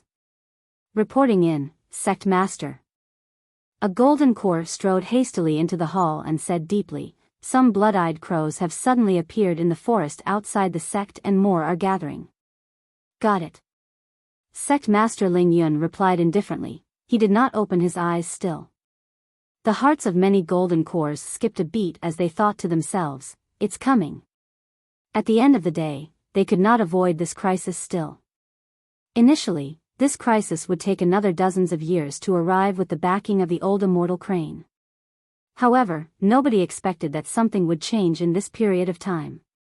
By some freak accident, Su Zimo was embroiled in an irreconcilable feud with Blood Crow Palace's lord and that resulted in the situation today. It's all Su Zimo's fault. If it wasn't for him, we wouldn't have made enemies with a sect as strong as Blood Crow Palace. Finally, a golden core could not help but bark with a grim expression. "That's right." Someone else declared, "Sect Master, let's just hand over Su Zimo. Perhaps it might help to quell the anger of Blood Crow Palace." "That's correct. Why should Ethereal Peak die together for Su Zimo's feud?" The voices of dissent were growing louder in the hall and many golden cores were moved. "Bullshit." The disheveled old man could not help but curse as he blew at his beard with widened eyes. Pointing at the golden cores who spoke, he shouted, "How dare you have the cheek to speak of such words? Do you think that we wouldn't have a feud with Blood Crow Palace if Su Zimo wasn't here? Who was the one who killed so many cultivators of our sect in the battle at Dongling Valley? Who was the one who killed Peak Master Wenxian?" The disheveled old man's question caused everyone to go silent. The few golden cores who spoke at the start were quiet as well. Loudly, the disheveled old man hollered, everything else aside, if not for Su Zimo, all our disciples at Dongling Valley would have died in the battle. Instead, you guys are talking about his great deed like it was a mistake. Have your consciences been eaten up by dogs? The disheveled old man's angry scolding reverberated in the hall deafeningly. Xian Yi stood up and said grimly, additionally, back at the sect competition, if Su Zimo hadn't held the fort, Ethereal Peak would have been thoroughly shamed and turned into a joke of the cultivation world of Great Show. Countless people would be disheartened if we hand over a disciple as such. That's enough. Opening his eyes, Sect Master Ling Yun said calmly, even if Su Zimo did not contribute as he did and was merely an ordinary disciple of Ethereal Peak, there's no way we will cast him out. Ethereal Peak wouldn't have survived till this day if we sacrificed our disciples for the sake of survival. At the same time, I'm not able to do something like that either. Everyone has their ambitions, and those who want to leave the sect, do it now. I won't stop you. Sect Master Ling Yun swept his gaze across the crowd. Some cultivators cupped their fists and left one after another, but even more chose to stay. Among the crowd, an outstanding girl with withered, yellow hair stood. She smiled gently upon seeing everything unfold, and her eyes were bright and moving. Previously, Nian Qi accompanied Su Zimo back to Ethereal Peak and had been listening and observing in secret ever since. She wandered everywhere and had no home since she was young. As such, it was hard for her to trust people. Toward such a foreign environment and these new people, she was conflicted and resistant. However, she did not dare to bother Su Zimo since he was in seclusion. Yet, as time passed by, her impression of this sect gradually changed. There was a group of lovely cultivators within, and there were also righteous people. At that moment, after she heard the words of Sect Master Ling Yun, Nian Qi made up her mind that she was going to stay in Ethereal Peak from now on, never forsaking it.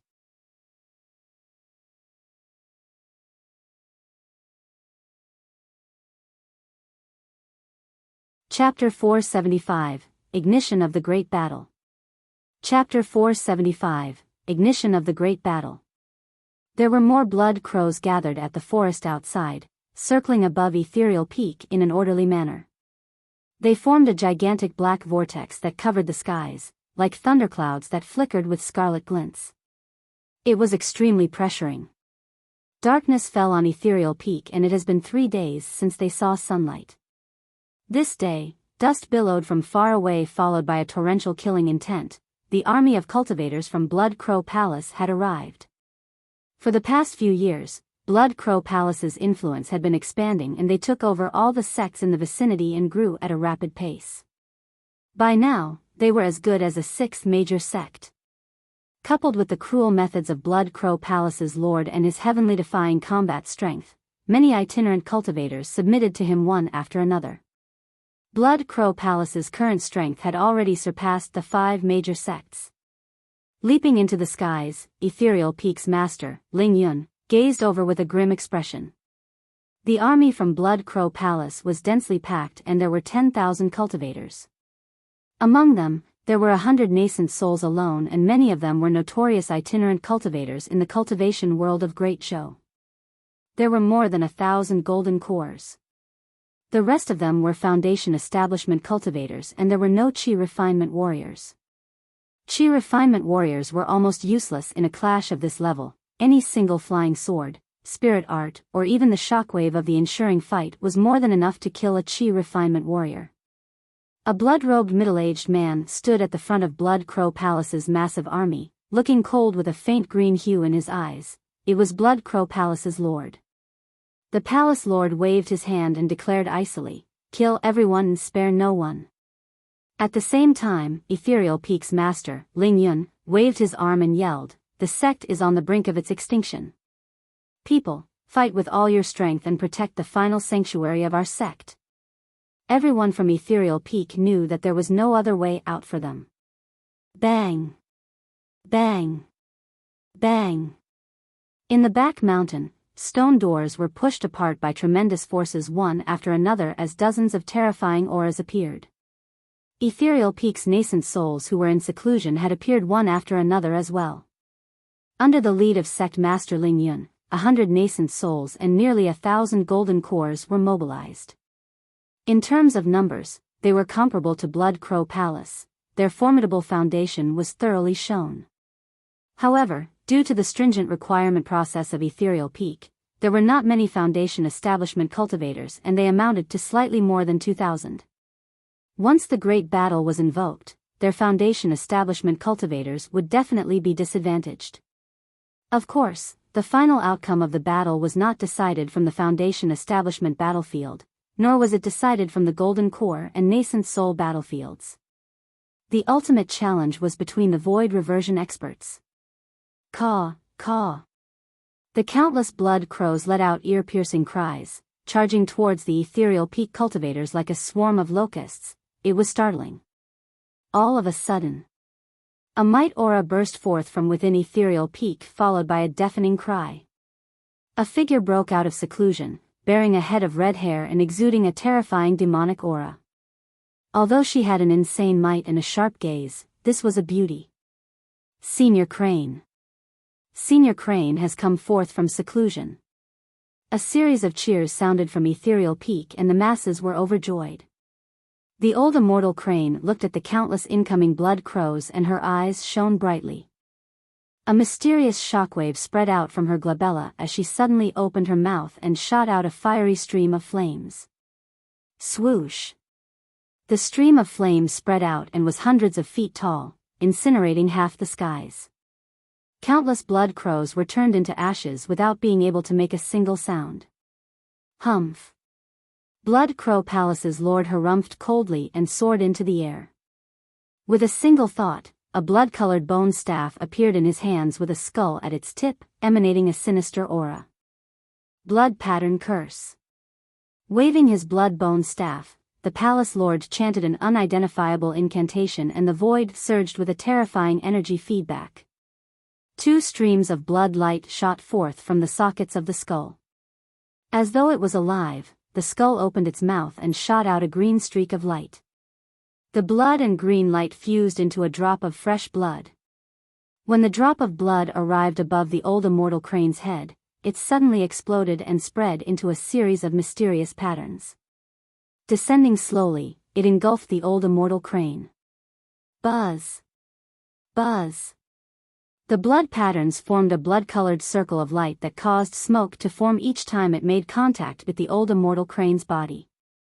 Eventually, it corroded the old immortal crane's shirt and a series of burn marks appeared on its fair skin beneath. Caw! The old immortal crane cried and its blood chi burst forth. Instantly, its body and flesh expanded while its bones changed structures as it transformed. Right in front of everyone, it turned into a massive ferocious bird that was dozens of feet in width, ready to fly with its wings at any moment. Resembling an immortal crane, the ferocious bird had a smudge of red on its head and its body was green. A thin, dense layer of flame burned on its body, emitting a scorching heat, and its beak was red and a full 10 feet long. The Blood Crow Palace's Lord's expression changed as he murmured softly, "So, your true form is actually a pure-blooded ferocious bird." The old immortal crane soared into the skies and the flames on its body burned brightly, purging away the power of the blood curse. Rising into the clouds with its gigantic body, it looked down at the palace lord on the ground with a murderous intent. "Fufu, you might have been a threat to me at your peak. But now, you're nothing but a beast at the end of your lifespan and is nothing to be feared." The palace lord sneered and leaped up. In the blink of an eye, he disappeared above the 9 heavens into the clouds. That was a height that even nascent souls could not reach. Although golden cores could soar into the skies without the use of any external objects, the truth was that there was a limit to the height they could reach, and it was merely about 100 feet. There was an incredibly strong dermic power between the heaven and earth that restricted cultivators and all living beings immensely. The higher cultivators flew, the greater the pressure they would have to endure. With their essence spirits, nascent souls could greatly resist the restrictions on their bodies set by the heaven and earth and could soar to heights a couple thousand feet high. More than that, one would be in the clouds and their vision and hearing would suffer. At that place where even nascent souls could not reach, only void reversions could fight there. The great battle was invoked beneath Ethereal Peak. Blood Crow Palace's lord and the old immortal crane clashed as well, producing shuddering power shockwaves that attracted the attention of a few void reversions nearby. Those void reversions came from Iridescent Cloud's Palace, True Fire Sect, Southern Mountains Sect and Azure Frost Sect. The armies of the four major sects were speeding towards Ethereal Peak under the lead of their void reversion experts. That old beast has sure hidden herself well. To think that she's a ferocious beast of the ancient era, a Baifeng. The Baifeng was a pure-blooded ferocious beast that did not need to consume food and specialized in the Tao of Fire. Legend has it that the Baifeng carried the bloodline of the Phoenix race and was extremely ferocious. While the Baifeng looked extremely similar to immortal cranes, their difference was that their head was a full feet wide. It's lucky that the Blood Crow Palace's lord is around. Otherwise, the four of us might have been destroyed by that old beast instead. Yes, the Baifeng is old now. Furthermore, I heard that the Blood Crow Palace's lord belongs to one of the 9 primordial races. Even if the Baifeng was at its peak, it might not be a match for this guy. Let's go. Let's head over there first to help the Blood Crow Palace's lord kill that old beast as soon as possible. After conversing, the 4 void reversions soared into the skies and vanished in the blink of an eye. It wouldn't be long before the armies of the other 4 major sects arrived at Ethereal Peak.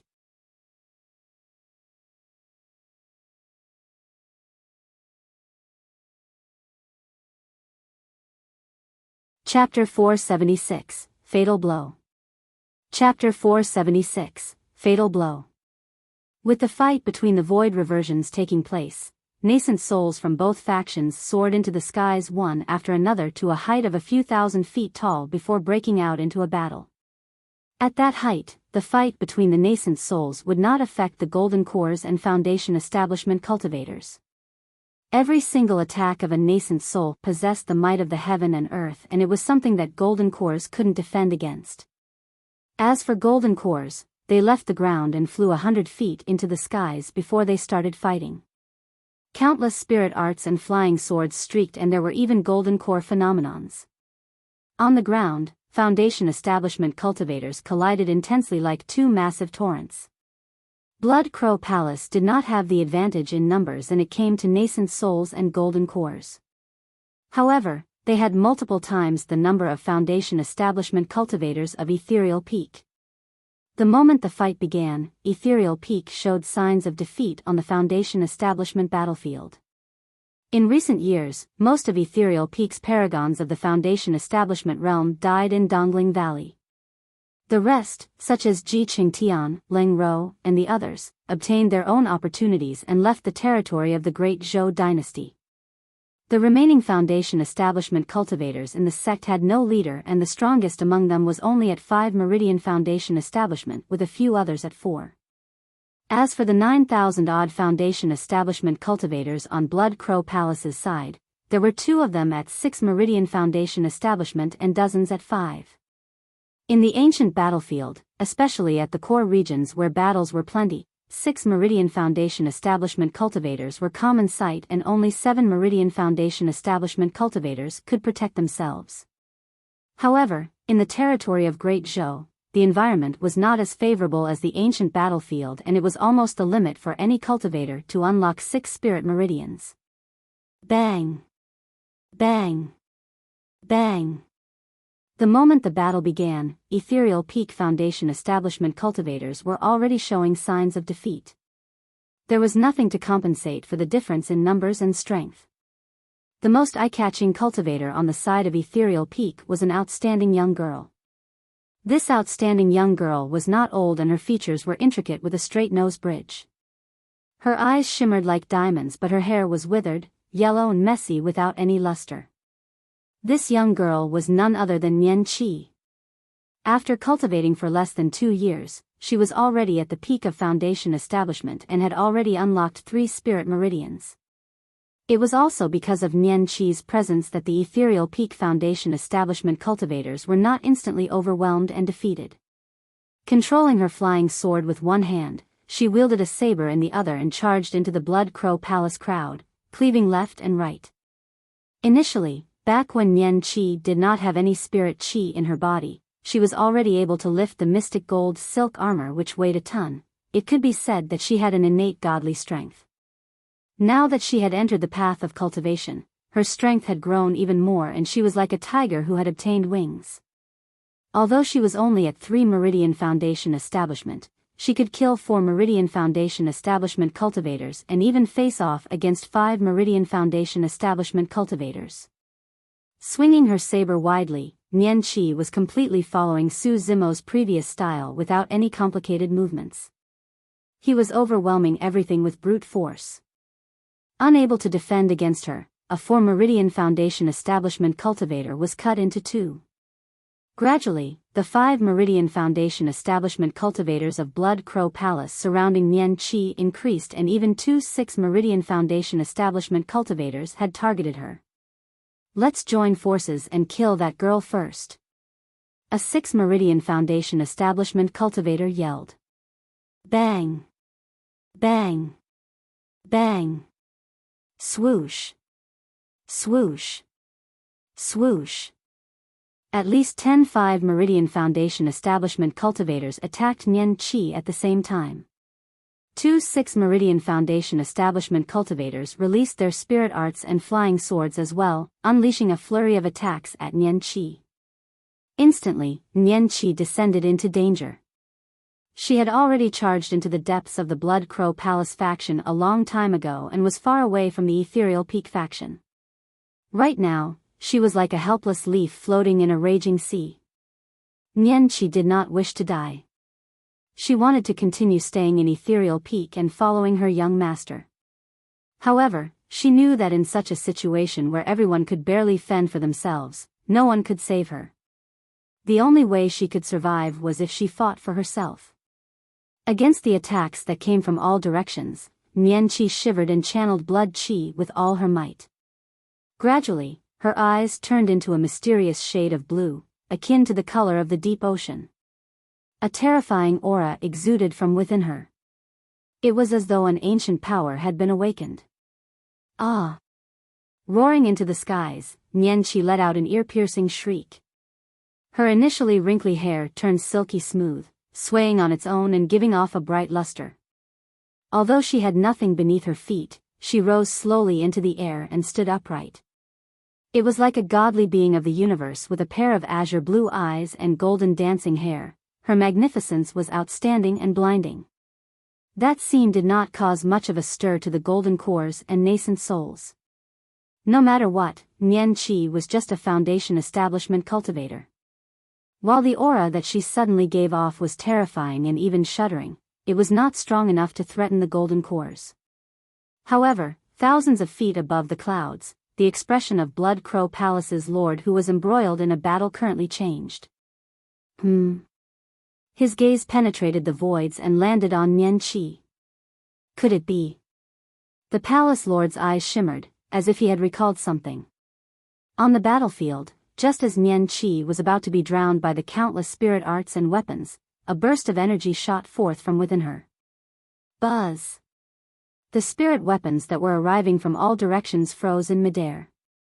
Even the spirit arts shook violently before dissipating. All the Foundation establishment cultivators present were shocked and they saw that a 3 Meridian Foundation establishment cultivator had managed to defend against the full-powered attacks of 10 5 Meridian Foundation establishment cultivators and 2 6 Meridian Foundation establishment cultivators. That scene had already surpassed everyone's knowledge. It was a 3-level gap right there. After a momentary pause, all the spirit weapons flew back in reverse and Nian Qi's gaze gradually dimmed. She turned extremely weak and fell from midair, as though she had lost all her strength. Caw, caw. The sound of a crane echoed out as a green streak of light shot by, carrying Nian Qi before retreating at an even faster speed. The one that saved Nian Qi was none other than Little Crane. Ha ha ha ha. Right then, a series of laughter broke out from the horizons far away. I'm Dao being Jing Ming of Iridescent Cloud's Palace. Greetings, Blood Crow Palace's Lord. I'm Dao being Liao Yuan of True Fire Sect, here to assist the Palace Lord. I'm Dao being Lao Yang of Southern Mountains Sect. I'm Dao being Han Ming of Azure Frost Sect, here to help the Palace Lord kill that old beast. Four terrifying auras surged over and climbed thousands of feet into the clouds instantly, surrounding the old immortal crane. The ethereal peak cultivators felt their hearts sink. The immortal crane was old and it did not have a clear advantage against Blood Crow Palace's lord. But now, there were 4 more void reversion experts. Spirit vessels sped over from the horizon with a murderous intent. Not long after, cultivators of the other 4 sects arrived. There were a full 200 nascent souls and 2,000 golden cores combined from the other 4 sects. Together, there were more than 10,000 Foundation Establishment cultivators. The insertion of such a massive amount of power into the battlefield was almost a fatal blow for Ethereal Peak. Initially, Ethereal Peak was holding its ground on the nascent soul and golden core battlefields. But now, all 4 battlefields of Ethereal Peak had fallen into an encirclement and could collapse at any moment to be entirely annihilated. Almost at the same time, a deafening bang sounded from a cave abode within Ethereal Peak. A figure had broken out of seclusion.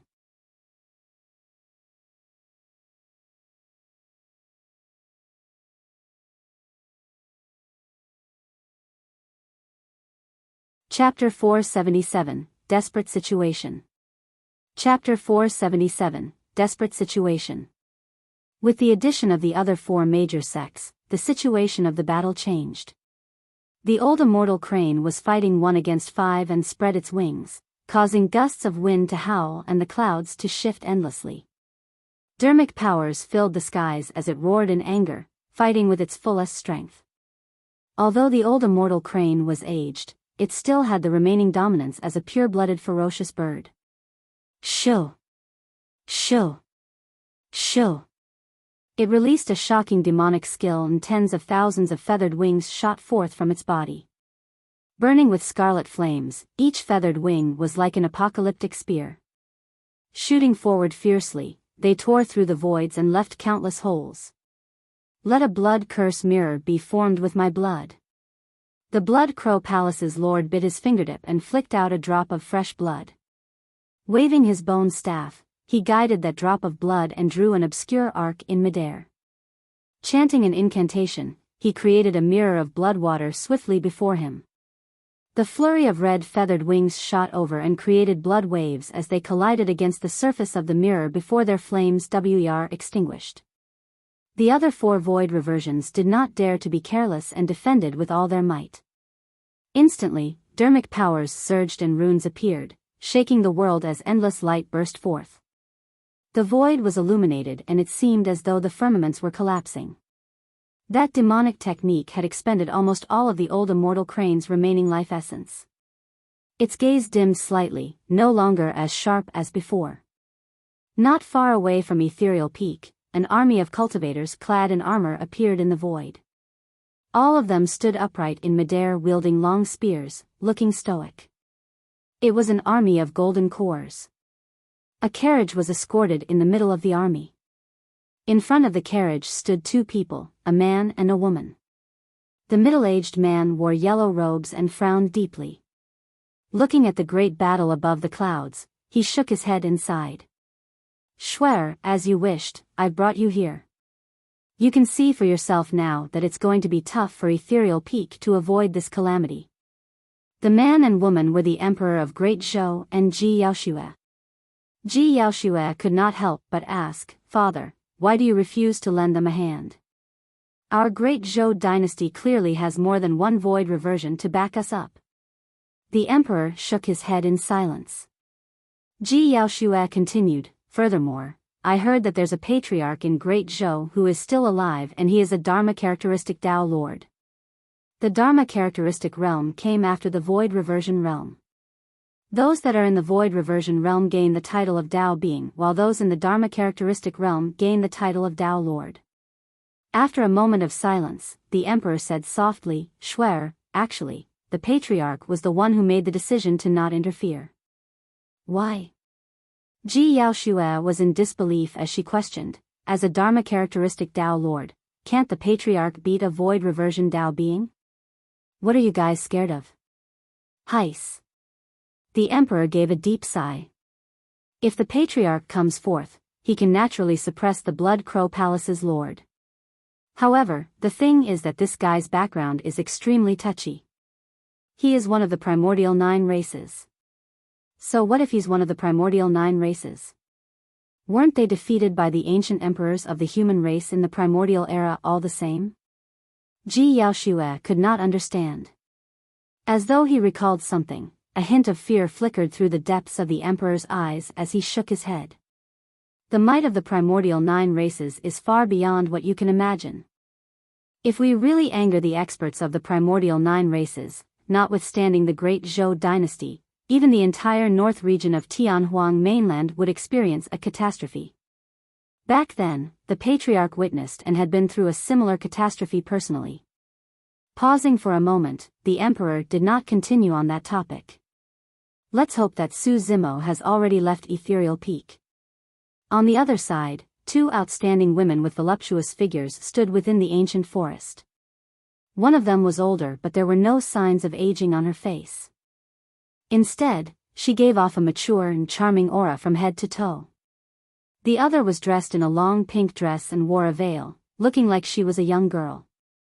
Auntie Gu, since Su Zimo hasn't shown himself yet, I suppose he must have already left and is no longer at Ethereal Peak, the girl in pink said with joy. The 2 of them were the chief steward of Sky Treasure Auction House, Gu Shi, and the pure maiden of the Fiend sects, Demoness Ji. That had better be the case. Given the circumstances, he would die for sure if he appeared. Gu Shi's expression was unchanged. The Blood Crow Palace's lord is someone from the witch race and they are one of the primordial 9 races. The impact left on the cultivation world after that catastrophe 10,000 years ago was way too deep. Let alone the patriarch of the great Zhou dynasty, even those of the immortal, Buddhist and Fiend sects would be cautious and not want to provoke the primordial 9 races. Demoness Ji shook her head. That's not for sure.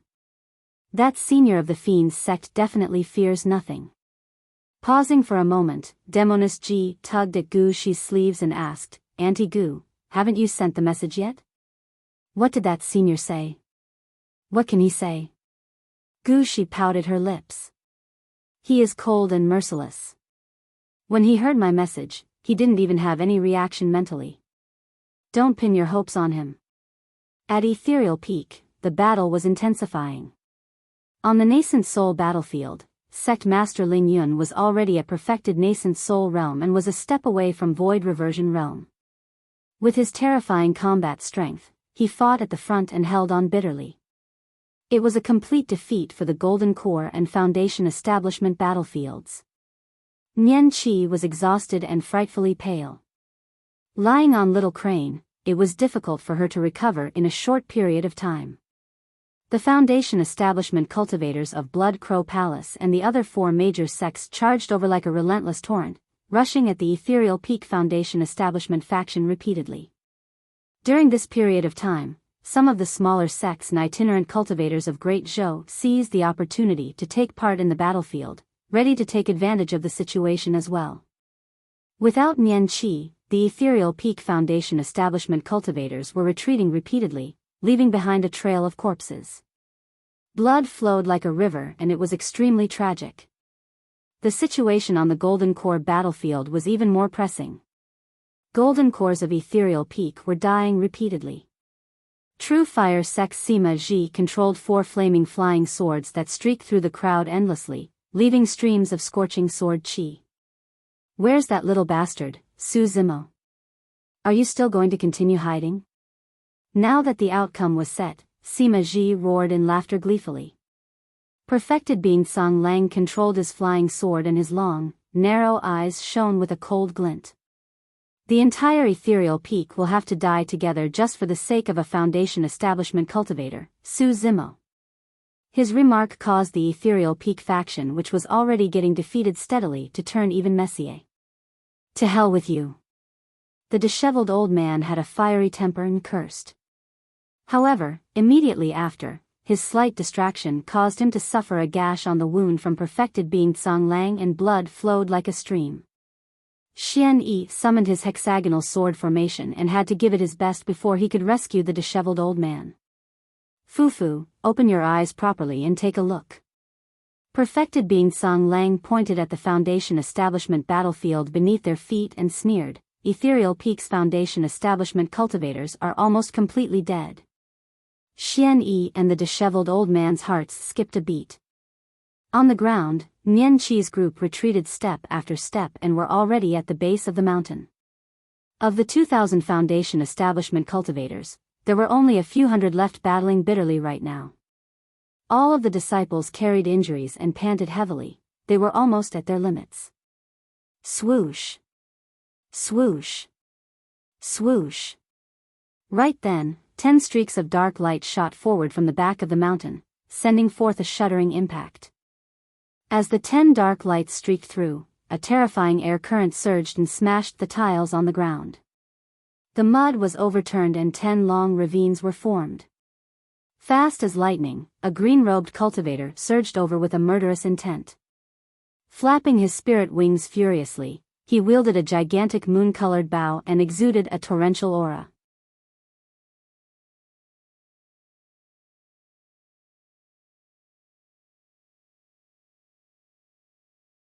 Chapter 478, Extreme Foundation Establishment, the Second Human Emperor. Chapter 478, Extreme Foundation Establishment, the Second Human Emperor. The 10 dark lights arrived instantly and shot into the crowd viciously. Poof! Poof! Poof! Flashes of blood appeared. The 10 dark lights were so strong that their momentums were still ferocious even after penetrating the bodies of more than 10 cultivators. They were unstoppable. The terrifying power of the dark lights even surged through some of the cultivators after passing through them, causing them to explode with their limbs flying everywhere. All the Ethereal Peak cultivators witnessed the massive torrent formed by more than 20,000 Foundation Establishment cultivators stop just because of 10 dark lights that were streaking through. Within the torrent, there were 10 lines filled with countless corpses and endless blood. The cultivators of Blood Crow Palace, the other 4 major sects and multiple small sects had swarmed over. Coupled with itinerant cultivators from all over the place, they were way too densely packed. The 10 dark lights were extremely lethal. There were at least a few hundred Foundation Establishment cultivators who died on the spot. With more than 20,000 cultivators on the Blood Crow Palace's faction, the few hundred dead Foundation Establishment cultivators could not be considered as a great amount of damage. However, it created a trauma within everyone's hearts. Su Zimo! Someone with a keen eye exclaimed upon recognizing the identity of the green-robed cultivator. No wonder the dark lights were so terrifyingly lethal. Hurry, look! The bow in his hand is a perfect spirit weapon. Indeed. Many Foundation Establishment cultivators were jealous and were raring to give it a shot.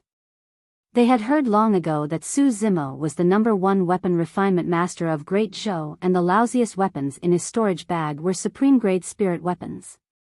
In fact, he even possessed perfect spirit weapons. The rumors were true. Many Golden Cores turned to look from the Golden Core battlefield. On the sect competition, Su Zimo had made a name for himself, and how could anyone not know or have not heard of the title of the #1 weapon refinement master of Great Zhou? True Fire Sect Sima Ji's eyes lit up as he roared in laughter. Good, good.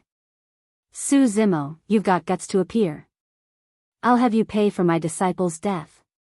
Perfected being Song Lang's long, narrow eyes were locked on Su Zimo.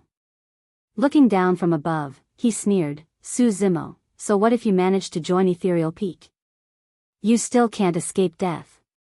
A few years ago, back in Pingyang Town, should have killed you together with that beast. No matter how you struggle, you can't fight against the cycle of your fate. Su Zimo's gaze was indifferent as he stood on midair and surveyed the surroundings. His gaze seemed to contain an enormous might that could overwhelm and overpower everything. The Foundation Establishment cultivators on the side of Blood Crow Palace felt their hearts clench when they met with Su Zimo's eyes. That person gave off a frightening aura. That was an aura that was built from endless bloodshed and countless corpses. In the ancient battlefield, even many paragons of the immortal, Buddhist and fiend cultivation sects died in his hands. Since the strongest cultivators here were only at 6 Meridian Foundation establishment at best, none of them could withstand Su Zimo's aura. When he saw the corpses of Ethereal Peak disciples on the ground, Su Zimo's killing intent spewed out of his eyes. Die. Putting away his moon concealment bow, Su Zimo's sleeves waved and 18 supreme-grade flying swords appeared. However, all 18 of them disappeared in the blink of an eye, forming ripples in the void, as though fishes were gliding through water. Not good. That's Ethereal Peak's secret skill. Everyone, watch out. Arg. Someone screamed tragically. Sword light flashed and a few 5 Meridian Foundation establishment cultivators died on the spot without any chance to fight back at all. Condense. A 6 Meridian Foundation establishment cultivator crushed multiple protection talismans and released High Sec's secret skill. Right after, he took out a supreme-grade defensive shield, used it to block in front of him. Clang. The flying sword did not pause at all upon colliding with his supreme-grade shield, causing the latter to explode immediately. Poof. Poof. Poof. Against Su Zimo's flying sword, his secret skills and protection talismans were akin to paper and were disintegrated instantly. A flash of blood appeared and a gigantic head fell down neatly. A 6 Meridian Foundation establishment cultivator was dead. The Blood Crow Palace faction was in chaos and the expressions of many cultivators changed. How could that be? They were both supreme-grade spirit weapons, but why did the other party's flying sword destroy the shield immediately?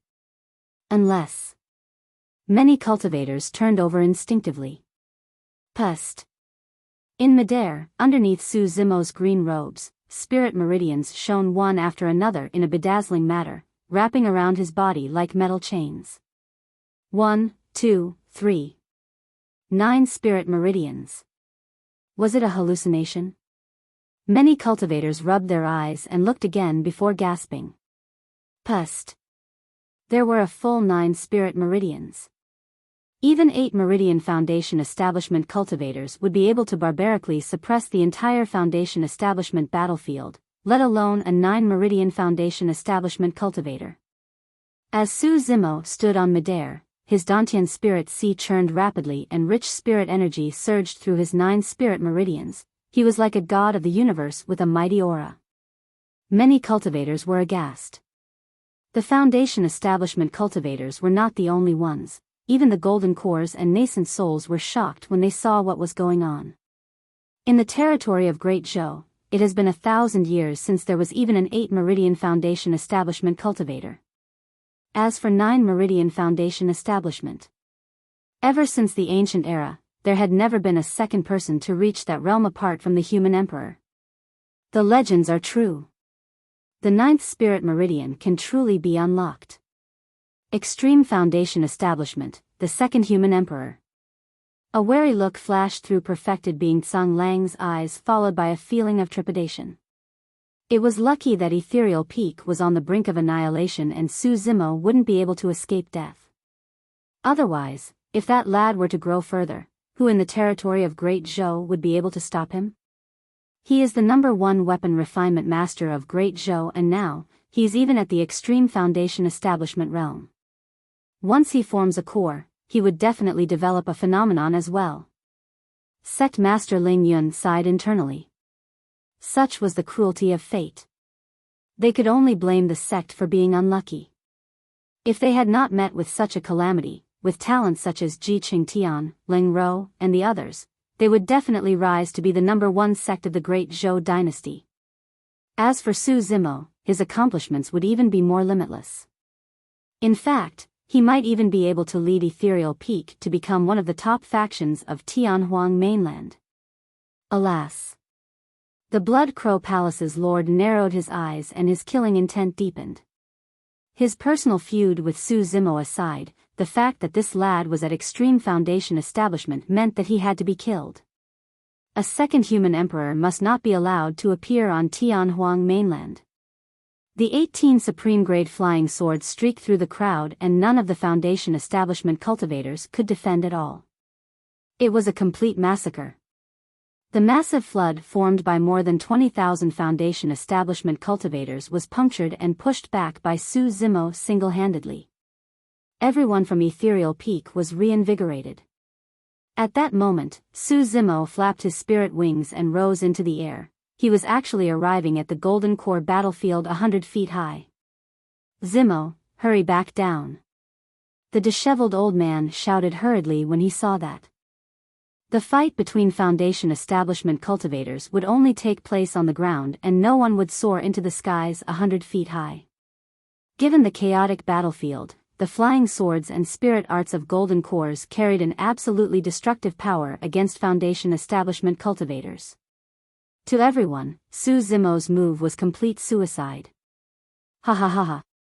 Composing himself, Sima Ji roared into laughter. Even if you're at extreme Foundation establishment, you're still just a Foundation establishment cultivator. Everything is futile before you form a core, and you'll never ever be able to experience the power of being at Golden Core realm. It's been a long time since I've experienced the feeling of murdering a talent. Perfected being Song Lang smiled gently and said coldly, Su Zimo, thank you for granting me that feeling today. You're tuning into the Biyao's Wuxia Chronicles YouTube channel. Don't forget to subscribe and join us on this journey to catch the most captivating stories.